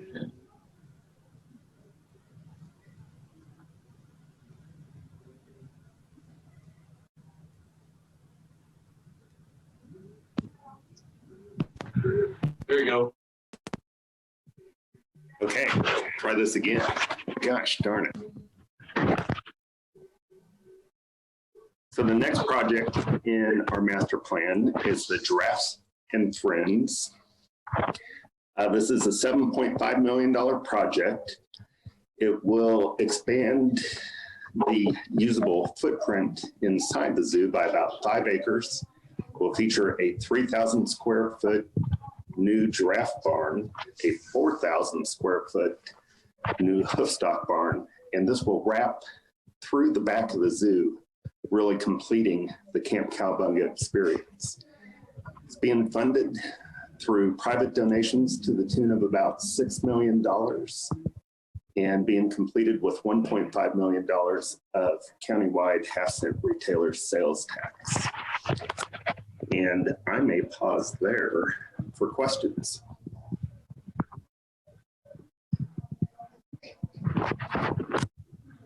Hey, Brendan, could you talk a little bit about the portion of Camp Cowabunga we've already completed and what the user experience has been? Sure. Camp Cowabunga opened in 2018. It was the first master plan project. Since that time, we've increased attendance by 10% and really broadened not just the user scope of the zoo, but allowed the community to see what we can really do at the zoo.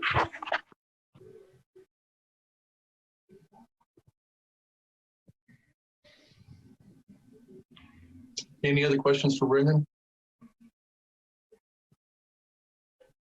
I don't see any, Steve. Okay, our quality of life setup has 44 projects. This includes a fair amount of IT. 36,940,973. You see the breakdown on how that is paid out. 11.1 million of that is pay-as-you-go. And lastly, if you'll turn to page 48 in your book, which is, I think, right after tab 4. Hannah Ulrich, our Deputy Director for Internal Services, will talk about facilities. Thank you, Stephen. So the FIRM program is the big program that started in 2020 for our facilities maintenance, improvement, repairs across the city owned facilities. With this program, we support approximately 588,000 square feet across 42 different structures. So this is inclusive of all maintained facilities that are not enterprise funded. So the firm program does not support parking or utilities as the primary two. The value of these 42 structures is estimated about 98 million. So they're very expensive and very vast across the city. The funding level for 2021 is 1.6 million and the 5-year total at 8.2. There are 2 sub-programs that you've heard us speak through as it was being presented last year and as it continues to move forward. The first is the fire station repair and improvement. The 5-year funding on this is about 3.5 million. This is really to help support the unique functions of the fire stations across the 12 different buildings, and to really allow us to look at it from a long-term planning solution. How do we not only maintain the structure's integrity, but also make it usable for what our firemen need today? So enhanced safety mechanisms, more gender neutral facilities that would allow, you know, our continued development within our diversity of our firefighters. The second sub-program is our facilities repair and improvement. This is the balance of the buildings. This is at a 5-year funding level of 4.7 million.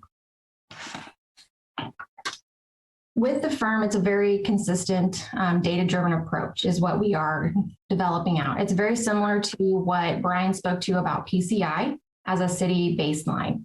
The firm program is currently working on developing essentially an FCI, so our Facilities Condition Index. We've started in this year, 2021, really kicking off our condition assessments of all of our buildings.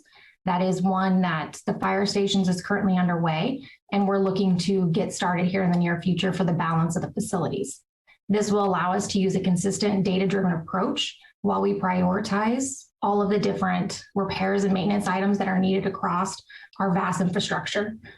In addition to the actual condition assessment, meaning is it end of life, great, new, we are also including additional priority type questions that will be rolled into our index. These questions will be items such as, is it a sustainable project? So is it meeting the city's goal of wanting to increase our sustainable footprint? Is it a regulatory concern? So are we not meeting code or a safety issue that we need to prioritize higher? As well as, is it scalable? Meaning, can we lump a large number of activities into one to reduce the cost that would be associated with each individual repair? So as we move forward with this program, we will continue to read out to the Public Works Infrastructure Committee and showcase the prioritization of projects that we have compiled based on the data-driven approach that we are beginning. With that, any questions? I don't see any, Hannah.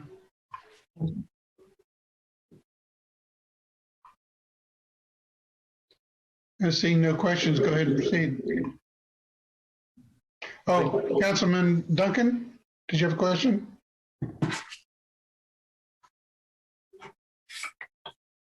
Spencer, you're muted or we can't hear you.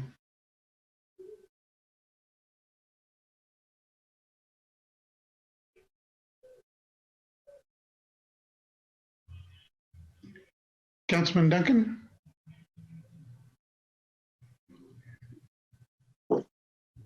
While he's trying to connect, I might note that there's 11 projects in facilities for just over $28 million. You can see the breakdown as how that is paid out.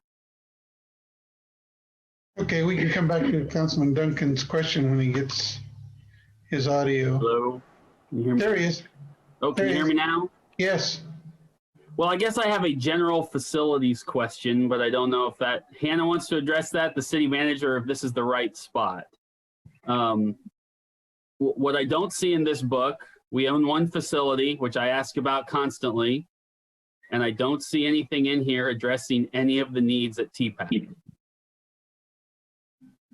So if you may, TPAC is included from a infrastructure standpoint within the FIRM program. So it is one of the assets that was included in the 42 that I had mentioned earlier. Last year, actually, that was the larger project that we did with the TPAC reheat program. So knowing that that basement had some mold concerns and some moisture concerns, we did utilize the FIRM funding to support rolling out a new reheat within that basement area. So it is one of the buildings that is on this. We are working internally with Blair at TPAC to make sure that we have their list of items that they've identified, and we'll include that in our prioritization as we build out our long-term plan. Okay, but there's nothing specifically designated in here that specifically makes sure that those get addressed. I mean, I hear what you're saying in a very general response, and this is not directed at you, Hannah. This is directed at those who have heard me say this for years. This continues to happen with that facility. It gets put into that program. It doesn't get anything too specific. It gets quote unquote prioritized. And then suddenly we just run out of time, money, and oops, it didn't quite make the list. And that list of needs continues to grow. And I'll just continue to harp that we own the building, we own the facility. And as long as we do that, for me, and I think for us, it needs to be somewhat of a higher priority as that building suffers some continued issues. And so I will continue to plug away for maybe some more specific directed things that we can do to make sure they get done, as opposed to what it seems to be a little more of a generality. And I'll just end it with this. I will add that, and I'm very supportive of everything we are going to do with the zoo, but as I have seen that program and the dollars and importance we are assigning to make sure that it is successful, I become more discouraged at our lack of urgency with the other major entertainment and quality of life facility that we own. So I'm going to put my plug in now so we can keep having that conversation. So thank you very much. Thank you, Councilman. City Manager, I'm going to turn it back over to you. I think we've run through the program. We were due for a break now, but I don't know if we have extended questions. I might remind everybody of the email address of budget@topeka.org, budget@topeka.org, to where more questions can be sent. Stephen, it might be good for you to close the presentation. That way we can all see each other. Thank you. So I guess at this point, the only thing that I've been looking at is, we've talked about a number of specific projects that we've highlighted here. And if you look through the specific, if you look through the summary pages, you'll see there are many other projects besides the ones that we've talked about today. And so I think that, even though we focused on these, you need to take time to look at the rest of the document to ensure projects that are listed. If you have questions, go to the details and determine whether or not that project fits in the priorities compared to the others. At the beginning, Steve talked about the 2026 number that we have, and I think that's going to be very, very important as we go. It's not so important this year, but it is something that we may want to spend some time in order to give staff some direction. There are 4 or 5 major street projects that kind of collide in 2026 and push our number to almost 19 million as it relates to geo bonding. And that's going to be a problem. And we're going to have to deconflict or agree to provide more funding in order to be able to accomplish those. We did that. We have 1 year left that's in this budget of where we decided to increase funding specifically to address street issues. And so at some point, the decision doesn't have to be made today, but it will have to be made in the future for sure on how we want to handle 2026. They're all very, very important streets. And so we try to make sure that we're identifying with the work that's being done on Tyler, in both directions off of Beverly as a center point. South Topeka Boulevard, there's construction and things that are happening in South Topeka that street is on the list. And then also Huntoon from Executive to Urish is a major project, but as we look at development that's occurring in the city, is that a lower priority compared to the others, and deciding which one to push out. So we can either have that conversation now, or we can have it for a later date. But any guidance at some point that you might have to help us would be appreciated. Otherwise, I'll bring it up. We related to SORT, there is work that's being done with staff and also the CAC related to a new program that Councilwoman Heller is familiar with, especially with the DREAMS program. It is something that we're looking at as a potential change to what we do for SORT.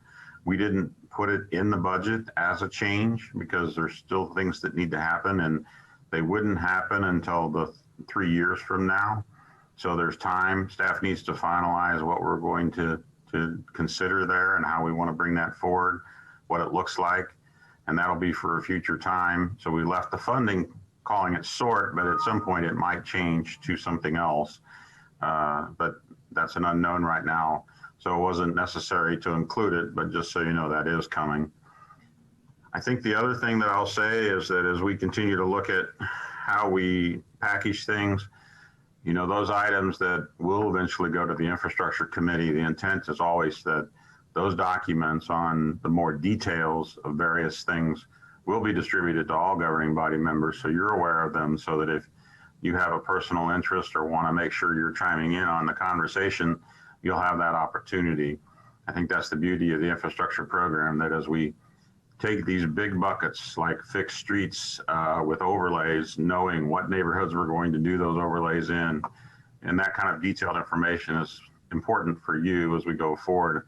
And that's why I like the infrastructure committee, because it's going to provide us that opportunity. So you'll know what medians will be considered, what streets, what curb and gutter areas, what sidewalk areas. That's all very, very important. That's what we live by. So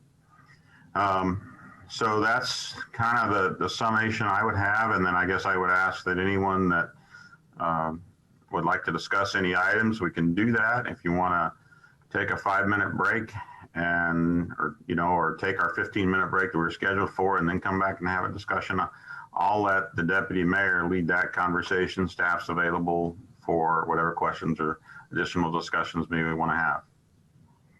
Deputy Mayor? Well, thank you, City Manager. I think we'll go ahead with the scheduled break. We were like 1 minute from that. We're right on time. I take that 15-minute break and then come back and see where the council and this group would like to continue, if they want to continue in more detail in these discussions, or set some time aside in the future to give us some time to go through even in more detail, but on the presentation that we received today and the information that's been made available. So if we could, it's sounds good. 10:59. Do I see any objections? Anyone would have a different take on right now? Okay. Well, let's go ahead and take that 15-minute break, and we'll be back at 11:15. Thank you. Thank you.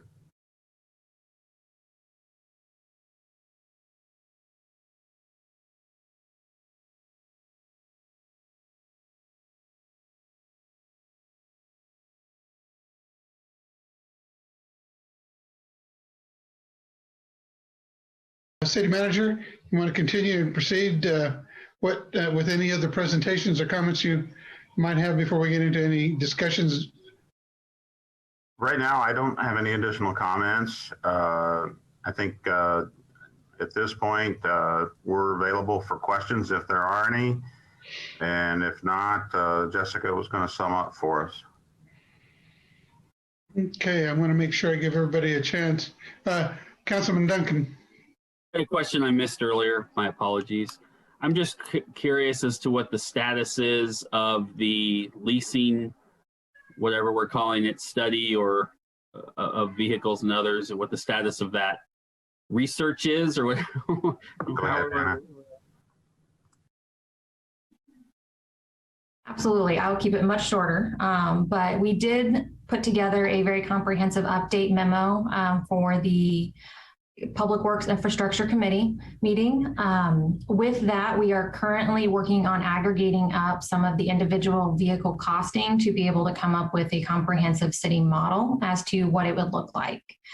We are finishing up some of the contract pieces to understand where our points of concern, and our legal team is going back and forth with Enterprise to understand if there's any hard stops or anything that we need to make sure that we discuss with the governing body as points of concern outside of the financial components. So we hope to have more of a broader picture financial implication next month, and are working towards that so that we can provide that overall viewpoint, not only on what it would cost, the benefits, as well as the risks that are associated with it, such as the cost of exit.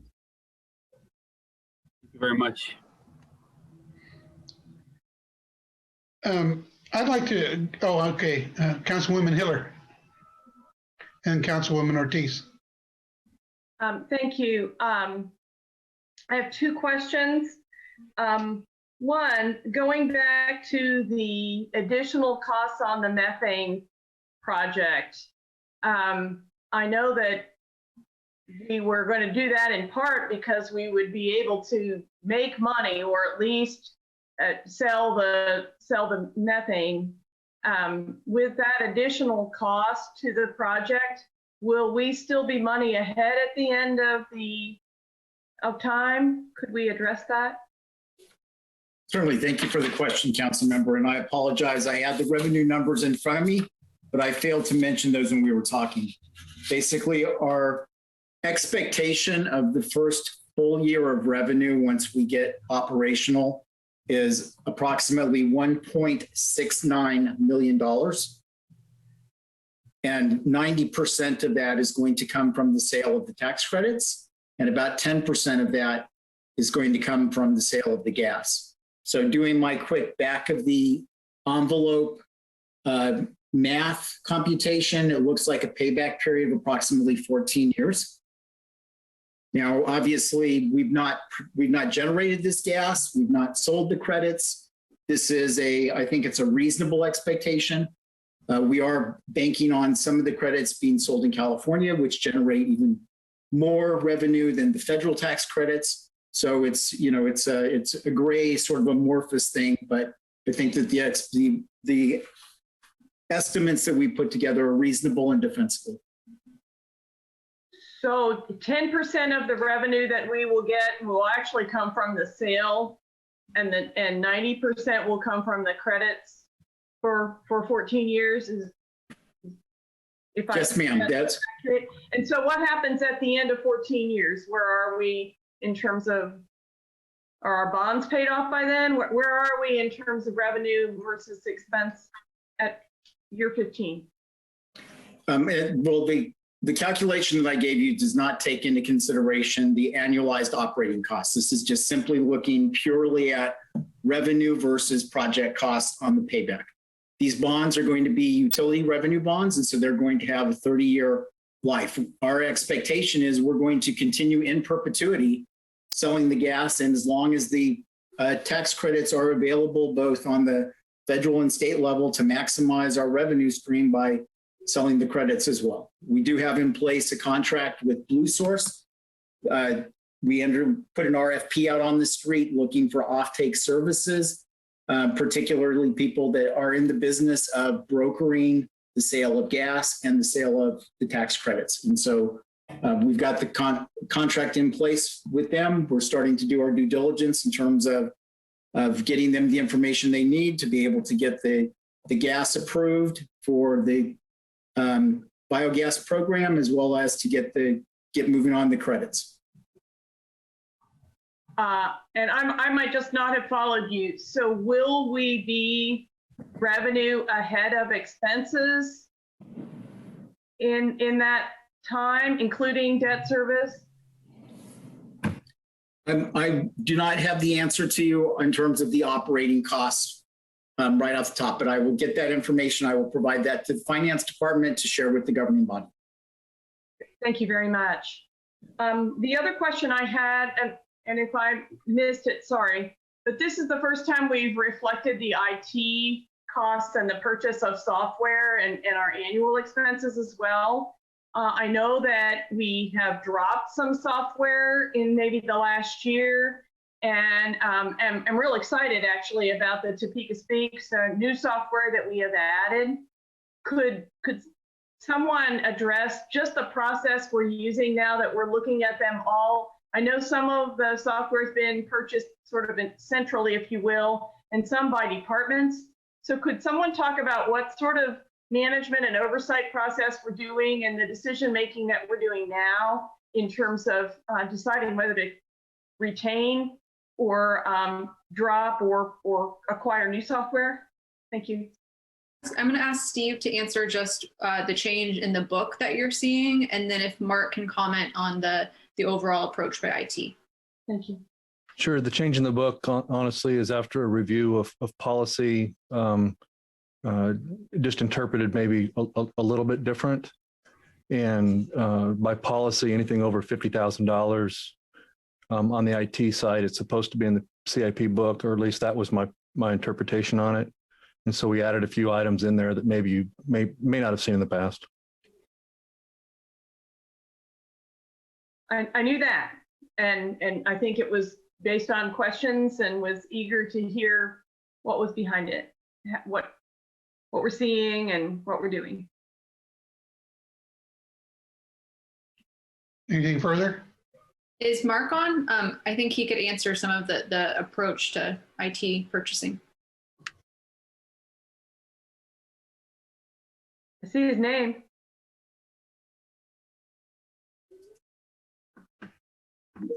Mark, are you there?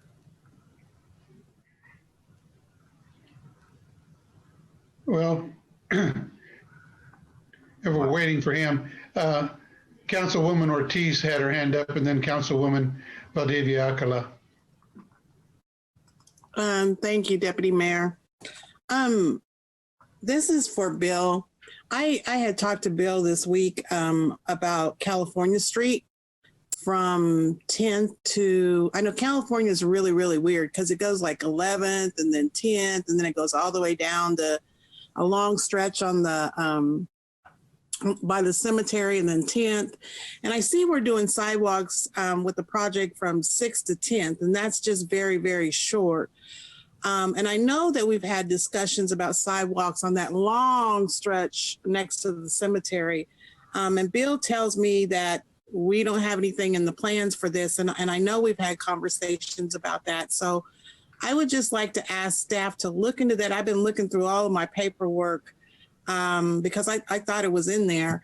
And maybe it was, and maybe it was taken out. I don't know. But I would like staff to look into that to see. And if not, what can we do to get a sidewalk in there? We have a gentleman called me this week. Somebody almost got hit by a car and he ran into the ditch. And I know there's ditches on both sides. We've had this numerous of times, and it's terrible, terrible when it snows because people are just walking that long stretch.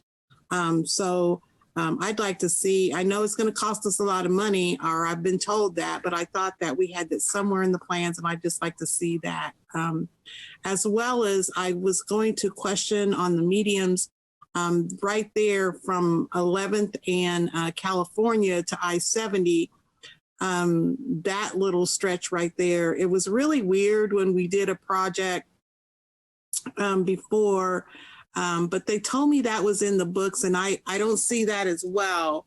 I know that Councilman Nave was a council member at that particular time, and they started at 21st Street and they went all the way out south, I believe to 37th Street. And then they told me they'd come back and do that little stretch from 11th to I-70, which has never been done. So those are some areas of concern as well. Okay, thank you. Bill? Bill, would you like to respond? I was simply, with council members' recollection, I do remember having the California project in the neighborhood plan, and I think it may have even made it in a past long range CIP. I don't believe it ever got into 5-year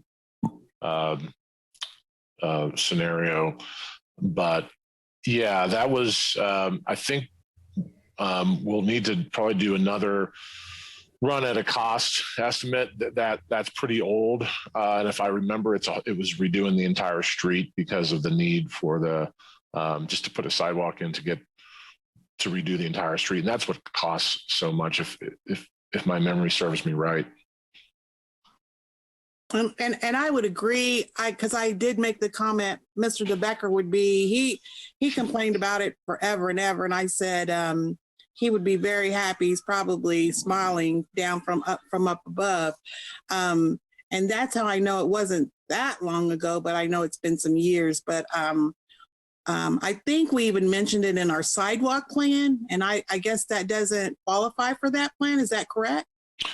Actually, that is one of those things that we could take a look at, because we do, I'm trying to remember now, East Topeka, that would be East Topeka South. East Topeka South is still one of the neighborhoods that we have yet to get to in the next 5 years. So, and it's also a corridor, which is probably pretty important, connecting pedestrians down to the services, which are south of that neighborhood on California. So I do think that's something we can put on the table here when we look at the future neighborhoods for the PED plan. Okay, well, if you check again to make sure, or let's get started on it, or just double check, because, and I know a lot of people in East Topeka, they don't understand how North is getting attention, but then South isn't.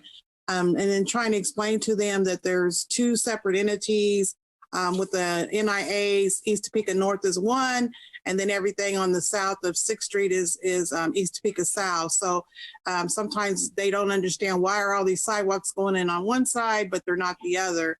But I know we've had this discussion forever and ever, and I would just like to see that, and like to see that added to our medium list if that hasn't, because that right there at 11th in California, it's terrible. It's terrible, and I can't believe that we left out that little stretch, when they did California Street. But thank you, Deputy Mayor.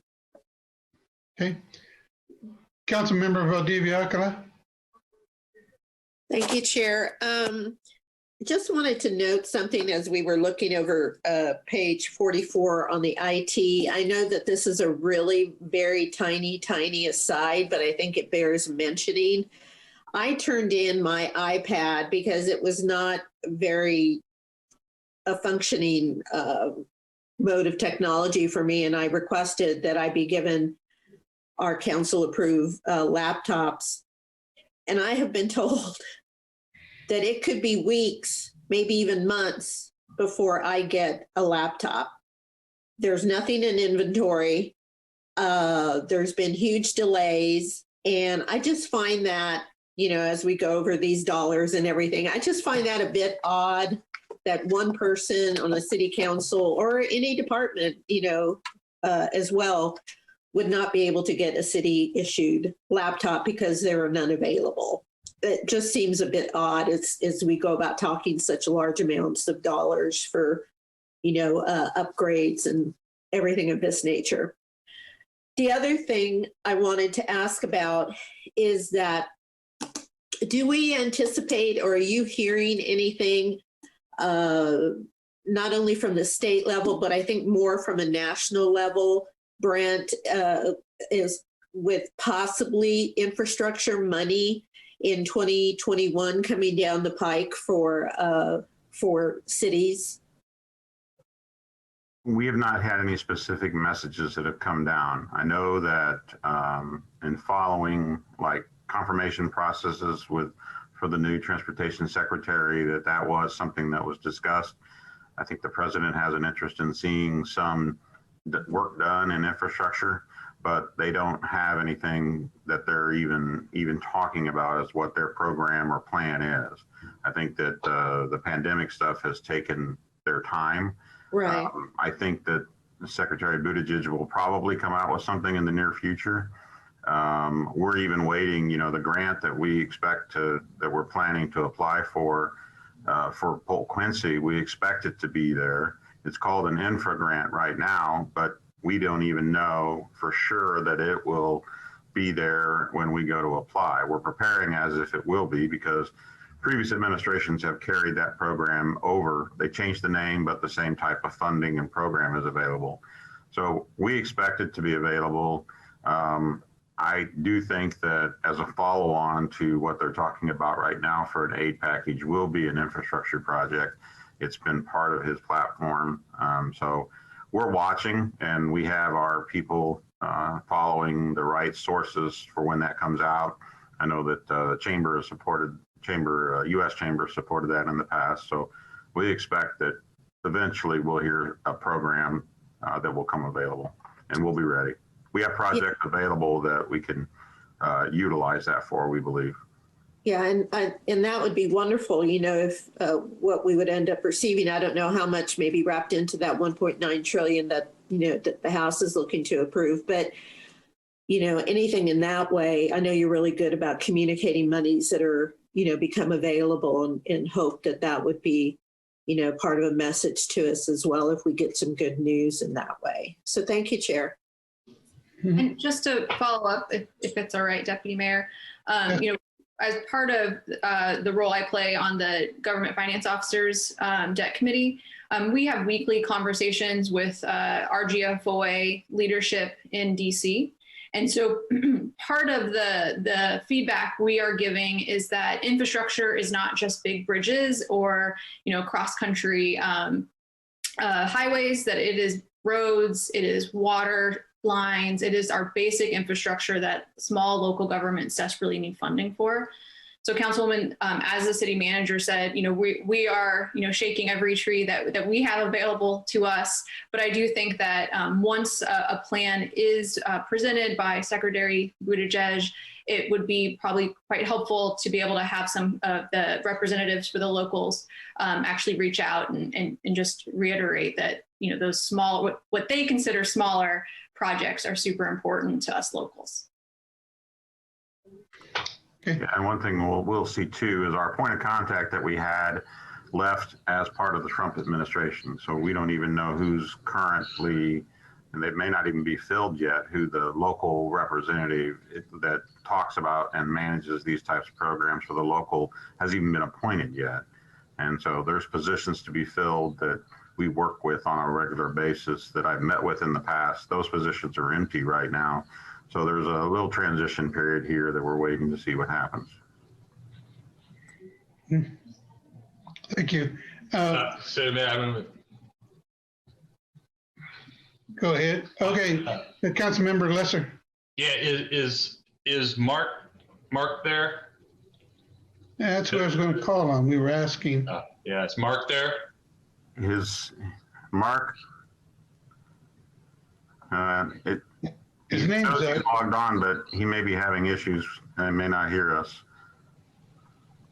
Can you go ahead and ask your question, and then we'll make sure that we get the information? Yeah, I just had a basic question, kind of following up on Councilwoman Valdivia's. I'm having issues with my iPad email, and I didn't know if that's how I handle that, if I just drop that off with them or how I do that. So that's all I was wondering. Yeah, I think what we found that, oh, go ahead, Mark, there you are. Yes, sir. Just get with Liz and we'll set up a time to take a look at that. Perfect, thanks. And also for Councilmember Valdivia Alcala, I'm looking into the laptop request for you. So we can certainly get you one. Thanks, Mark. Yep. City Manager and maybe for Mark to follow up on Councilwoman Valdivia Alcala's need.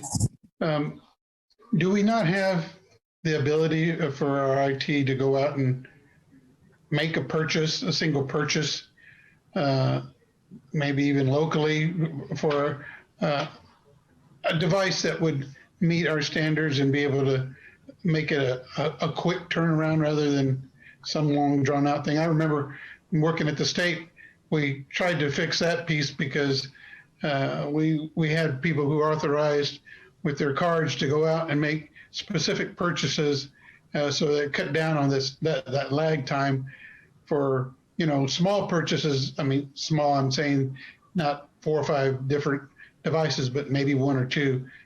Do we have that ability in our city system? Well, I can say that it should not be a problem getting the council member a laptop. I've gone back through my emails. I'm trying to see if we were notified that she needs one. I'm not saying that we weren't, and I'm not sure who would have said that we don't have laptops, because we can make that available. So let me do a little research to see where we're at on that request. Okay, Councilwoman, did you have a comment? Thank you, Chair. Mark, I will say, yeah, Liz is very good at passing on emails when I need something. So she passed on my email to someone in IT. I didn't get who was CC'd on it, but it said no laptops in stocks. After to send a list of laptops that will be available for us to purchase. The biggest setback is that because of our status as a business, the manufacturers will not sell us any products that the average person could buy for their homes. The IT staff also mentioned that he had no idea when the new laptop might arrive.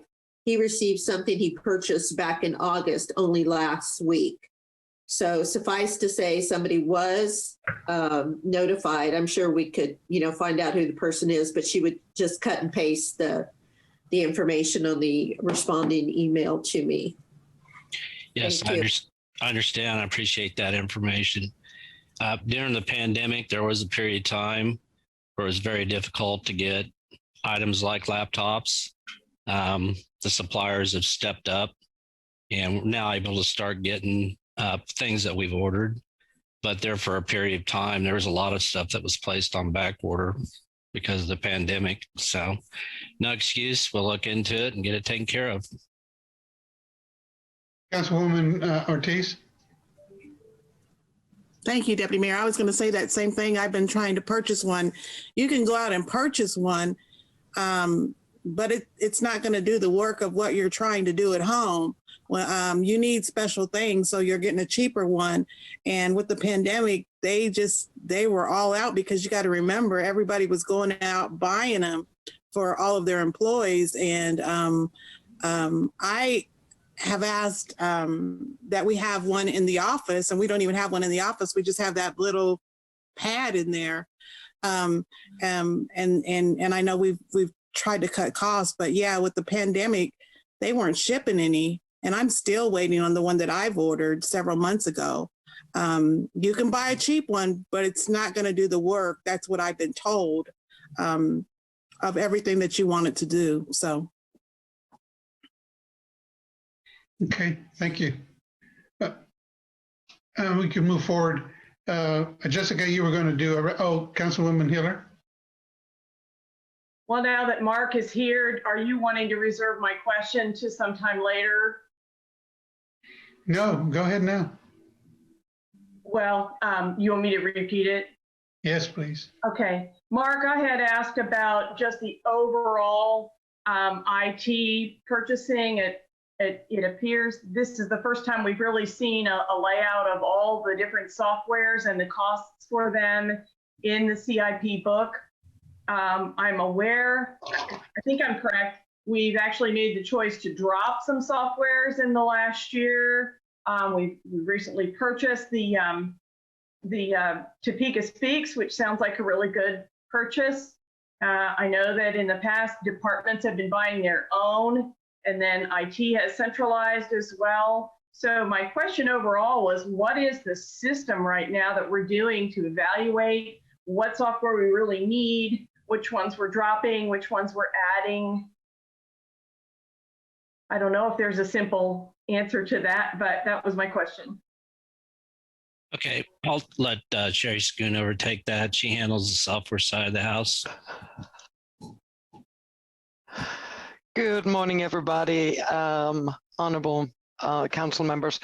In reference to the software, is that when we receive applications from the department about a specific need, one of the things that we're doing is actually evaluating if the functionality that is required is existing and if it can be added to our platform.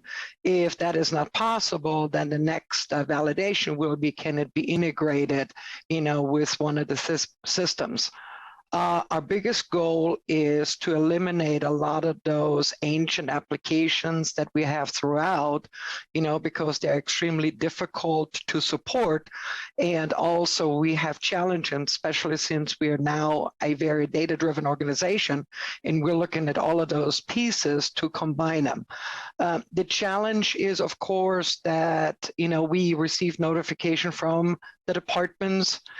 We still find sometimes that, they're bypass, and then we find out afterwards.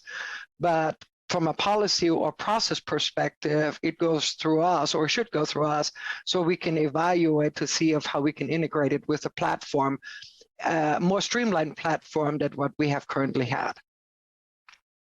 Does that answer your question? Well, it's a start. Could you identify which ones we've dropped in the last year? And maybe that will help put a face on it. A lot of those applications that we have dropped are just small one-offs. Maybe some reporting application. We're trying to consolidate a lot of those bits and pieces. One of the ones we have dropped is, a budget application that we're now integrating new. Some of the platforms that you're seeing now is to consolidate a lot of the service for our constituents to kind of make it a little bit easier. But to see which applications actually got off the list, I would have to do a little bit of research to provide you with that information. The two examples that just came to my attention, I think we dropped Socrata, which was big. Yes. And then also there was some software that was, I don't know how broadly used, but on our website that included the information about boards and commissions. Correct. For budget saving purposes, Socrata basically now is on the Ezra platform. That was approximately $75,000 to $80,000 that was dropped 2 years ago. And the Granicus application was approximately $8,500 per year. And that information now is free form on the website, just for cost savings.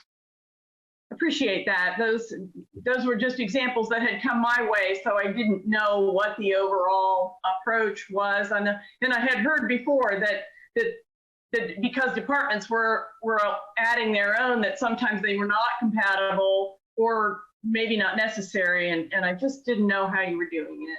Yeah, and it's one of the things we really tried to look very hard is just because, it doesn't sound very nice, but a department wants it. If it doesn't fit in the overall structure, you're going to have to ask the questions. And from a maintenance and supports perspective, it just makes it very challenging if we have too many applications. And that's what we're trying to eliminate, if possible. Thank you. You're welcome. Okay. Any other questions? Yeah, Deputy Mayor. Yes, Councilman Emerson.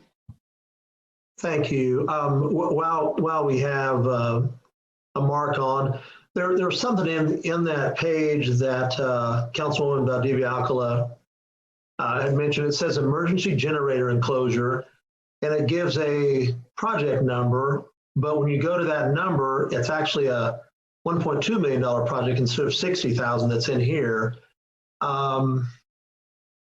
I guess I'm trying to figure out, is there an emergency generator enclosure also in here? Or is that $1.2 million project maybe just not listed in here or under the wrong number? Council member, I think that's a mistake. The emergency generator enclosure project, 60,000 is scheduled for this year. So I'll have to look into that. It's certainly not a $1.2 million project. Okay, thank you. And I guess my other question, maybe this is more for Steve, but we have some software things are in facilities, some are in public works, some are in, well, we have them under quality of life in here.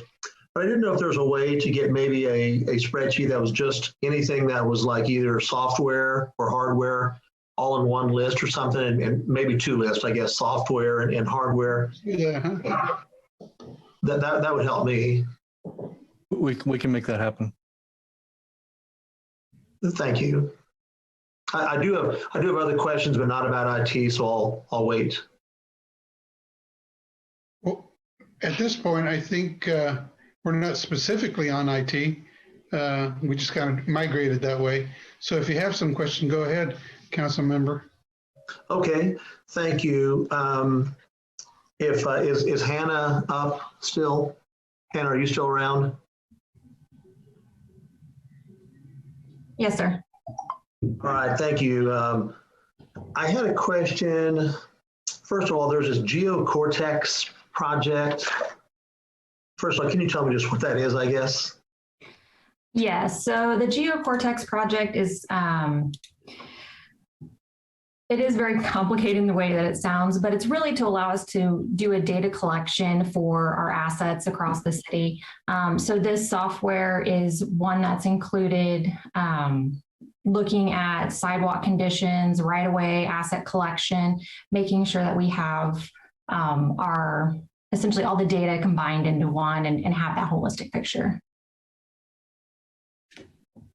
So it ties to our work orders and our inspections, but it's part of that same centralized kind of mentality. It's just one of the add-ons of CityWorks to allow us to consume that data and utilize the information we're gathering. Okay, thank you. And another question while you're up. Project, now this is a parking facilities capital repairs 2022. And I know there's a lot of stuff that needs done. What I'm not sure, this is $2 million and it's $400,000 a year, but it shows it under technology for like 5 years. And it's page 49 in the printed version. I don't know, maybe off the top of your head if you know what that is, or yes. It's 131081 is the project number. Yes, so the technology, that one should have been updated. That was, I think, a miss on my part. The technology was to roll out a comprehensive parking back office system. So that's what we started last year, and that was the 400,000. We didn't complete it, and so that was a good chunk of what was going to be this year. But it was actually going to also go to support the infrastructure from a hard infrastructure, not necessarily a technology infrastructure. So that needs to be adjusted based on the moving pieces that have gone into the parking components. Okay, so you do need the $400,000 a year for the program, but right now a little bit of it's this for 2022. A little bit of that might be technology. I guess for 2021, some of it might be technology. Then ongoing, it'll be maybe hardware or construction or whatever. Yes, sir. So it goes towards actually deploying out the hard components that'll feed into that back office system. So we have a consolidated view of where we're at. The biggest one that I think most are aware of is the software that allowed us to consolidate our gates at the parking garages to a single system, as well as making it easier for our staff internally to pop them up electronically or put them down. So that was the larger component that had a mix between technology and actual infrastructure. Okay, thank you for that. And now that you're on, and I think Mark is still on too, this is a hardware / facilities question. I see there's money in the budget. I think it's $76,000 a year for AS400 mini computer maintenance. And it says that's facilities or public works, I think. Now we're migrating over to do we still have applications that are using the AS400? And if so, are we migrating those rapidly to the cloud or to other structures? Actually, that AS400 system is for utilities, and they are in the process of moving that system to a more modernized system. Okay, Mark, any idea on the timeline of that? Because I think it shows going out for 5 years at $76,000 a year. I'll defer to Braxton on that one.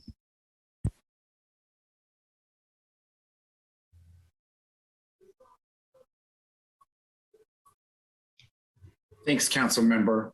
I will have to get with Nicole, who's actually taken over as the PM on that to get a timeline for you. But as Mark indicated, we are actively working on that project. We're actually trying to obtain a project manager to take over that role to help us spearhead this so that we can get it to the finish line.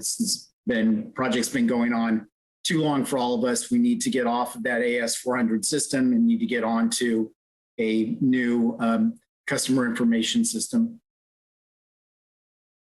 Okay, thank you. I got an Apple II GS. I'll donate to the efforts.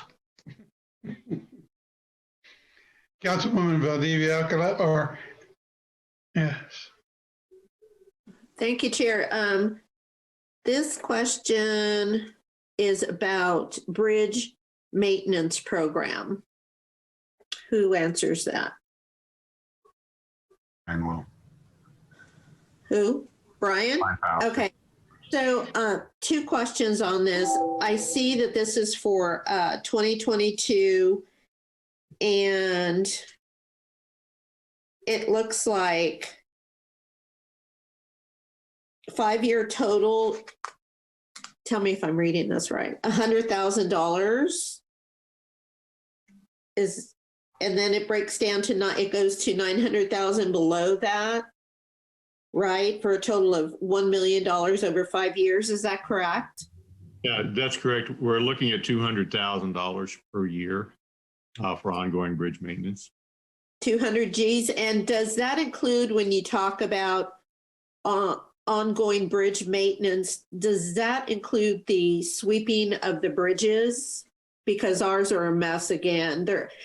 I'm just amazed at how much trash I see around Topeka. It's really becoming, and I think, some of it is pandemic related. People haven't been getting out and about, but it's really, I think, disturbing how much trash we see across all districts, honestly. But at any rate, does that include bridge cleaning? No, that actually is more repair of the structure themselves, whether that might be expansion joint replacement, fixing damage to the deck or guardrail, those types of things. Okay. And I had a meeting yesterday with some folks from Evergy. They're doing upgrades to the aging power system, most impacting East Topeka area. But there was a Shawnee County commissioner there that asked me, or that told me maybe, that he was under the impression that the Santa Fe Bridge, the Branner Bridge, was going to be eventually replaced because of age. Is there any truth to that? That's definitely not something I'm familiar with. I haven't heard that one yet.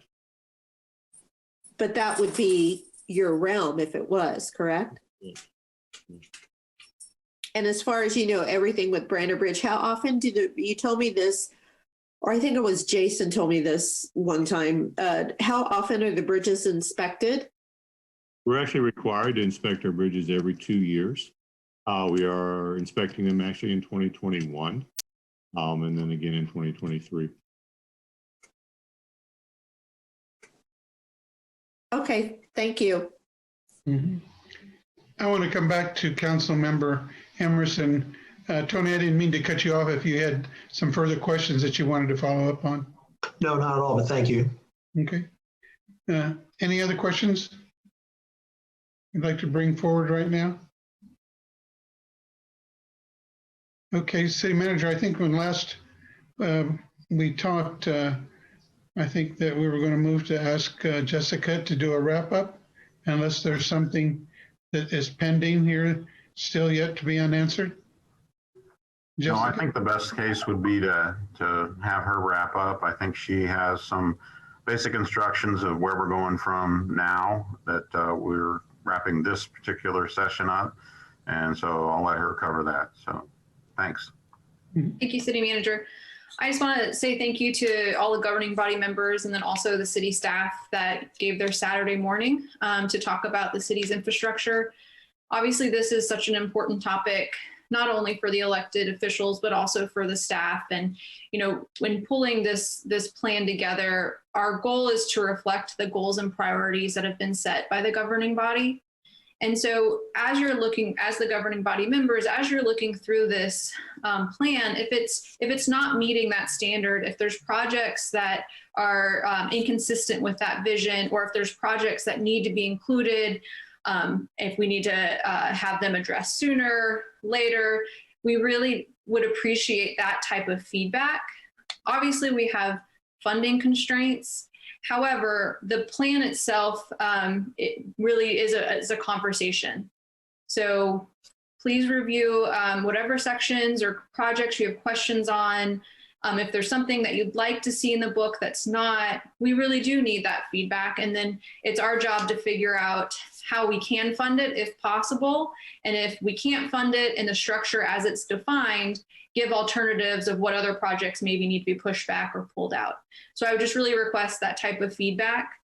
As part of that, we've gotten feedback from several council members that have asked questions specifically about the municipal bond market. And so I think many people have probably started to gloss over when the finance professionals are saying the bond market is really great right now, the interest rates are low, we really should be looking at accessing it the best way possible. But the feedback we're starting to hear, and whether this is just lead up to a large stimulus plan or just overall the underlying dynamics of the economy, there is some, I guess, noise about the overall market maybe starting to go away from the historically low interest rates. Now, for our short-term, midterm projections, we have not seen the underlying dynamics, the information, the economics change in a way that we would change our short-term outlook. However, with that said, there's many economists that are far better versed at this than I am. So we are starting to hear some of that, that maybe interest rates are going to start to trend up. Maybe you see a little inflation.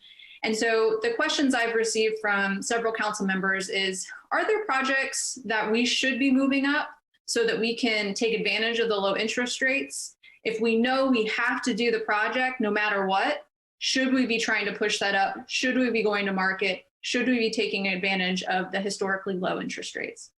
And so that's another area I would just ask you to consider. We are getting those questions in, so we're not ignoring them. However, with the policy, the debt policy as it is approved and defined, we have maximized what we are allowed to issue and fund in terms of projects under that policy. But if you have those questions, if you want to talk about market dynamics, we would be prepared and ready to have that discussion. So I just put that out there because that is something we've gotten feedback from several council members. So then outside of that, next steps, we have, I believe, 6 council meetings between now and April 6th. We have CIP discussions on at least 2 of those. I believe the first 2 meetings in March. So we are looking for feedback. It's really based on what kind of questions we receive, areas of expansion requested, where we will focus those discussions on. If there's a want to talk about policy, if there's a want to talk about the debt profile, if we want to talk about infrastructure, we are wanting to really reflect the concerns and questions that we're receiving in those meetings. So please reach out to us. We've had the pleasure of meeting with a handful of council members over the last couple of weeks. We have more scheduled, but if you've already met with us or you haven't, please let us know. We will help either set up meetings with the different departments if your questions are more department specific.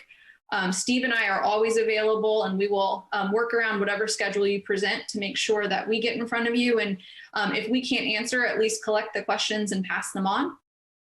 So with that, I just really, again, appreciate everybody joining us today. One last call for questions. Okay, I'm not seeing anybody jump at that, so go Chiefs. Oh. No, City Councilwoman Ortiz. Thank you. I don't have a question, but I just wanted to thank staff for getting this to us in a timely manner, and I appreciate getting the slide that I went through before the meeting. I think that really, really helps. Kind of get your mindset going. So I just want to thank staff for all their hard work on everything that they've done. Thank you. Thank you. Agreed. City Manager, I want to ask a question following up on Jessica's offer to be available and answer the questions that we still may have. I just want to make sure that we're the most efficient in asking those questions. That is it better flow of information that those questions at least come to you and then you parcel them out to the appropriate individuals so that there's some continuity of flow of information so that you know what's going on, you know what we're asking, and you're in contact with your staff so that you know where they are with regards to questions being asked by the council, rather than me ask Jessica or Brent or Sherry or Mark or somebody going directly to them. Would it be better to flow the questions to you, and then that way we can keep you in the loop as well of our conversations? Well, I think the biggest thing is that if you copy me on a question that you're sending to Jessica, that's sufficient from the standpoint of that she has it, she can begin to work it. Her and Steve are, sometimes I'm in a meeting for a couple hours or half a day and it could sit there. And so it's better that it is copied to her or sent to her and copy me. That way we can move it forward. And then also they have their budget website as well, or email address that they can send it to as well. And then it gets to multiple staff members so that if there's an easy answer, we can get that moving towards you.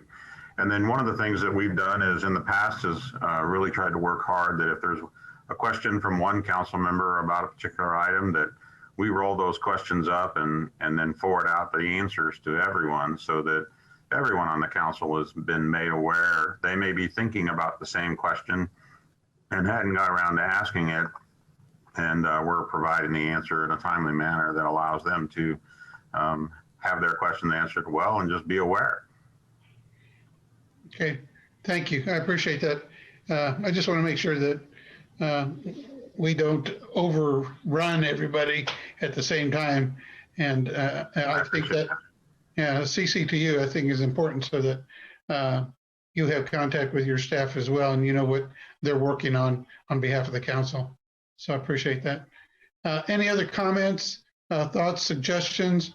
I would assume that follow-up discussions will be scheduled, City Manager, by your office, or how is that going to proceed?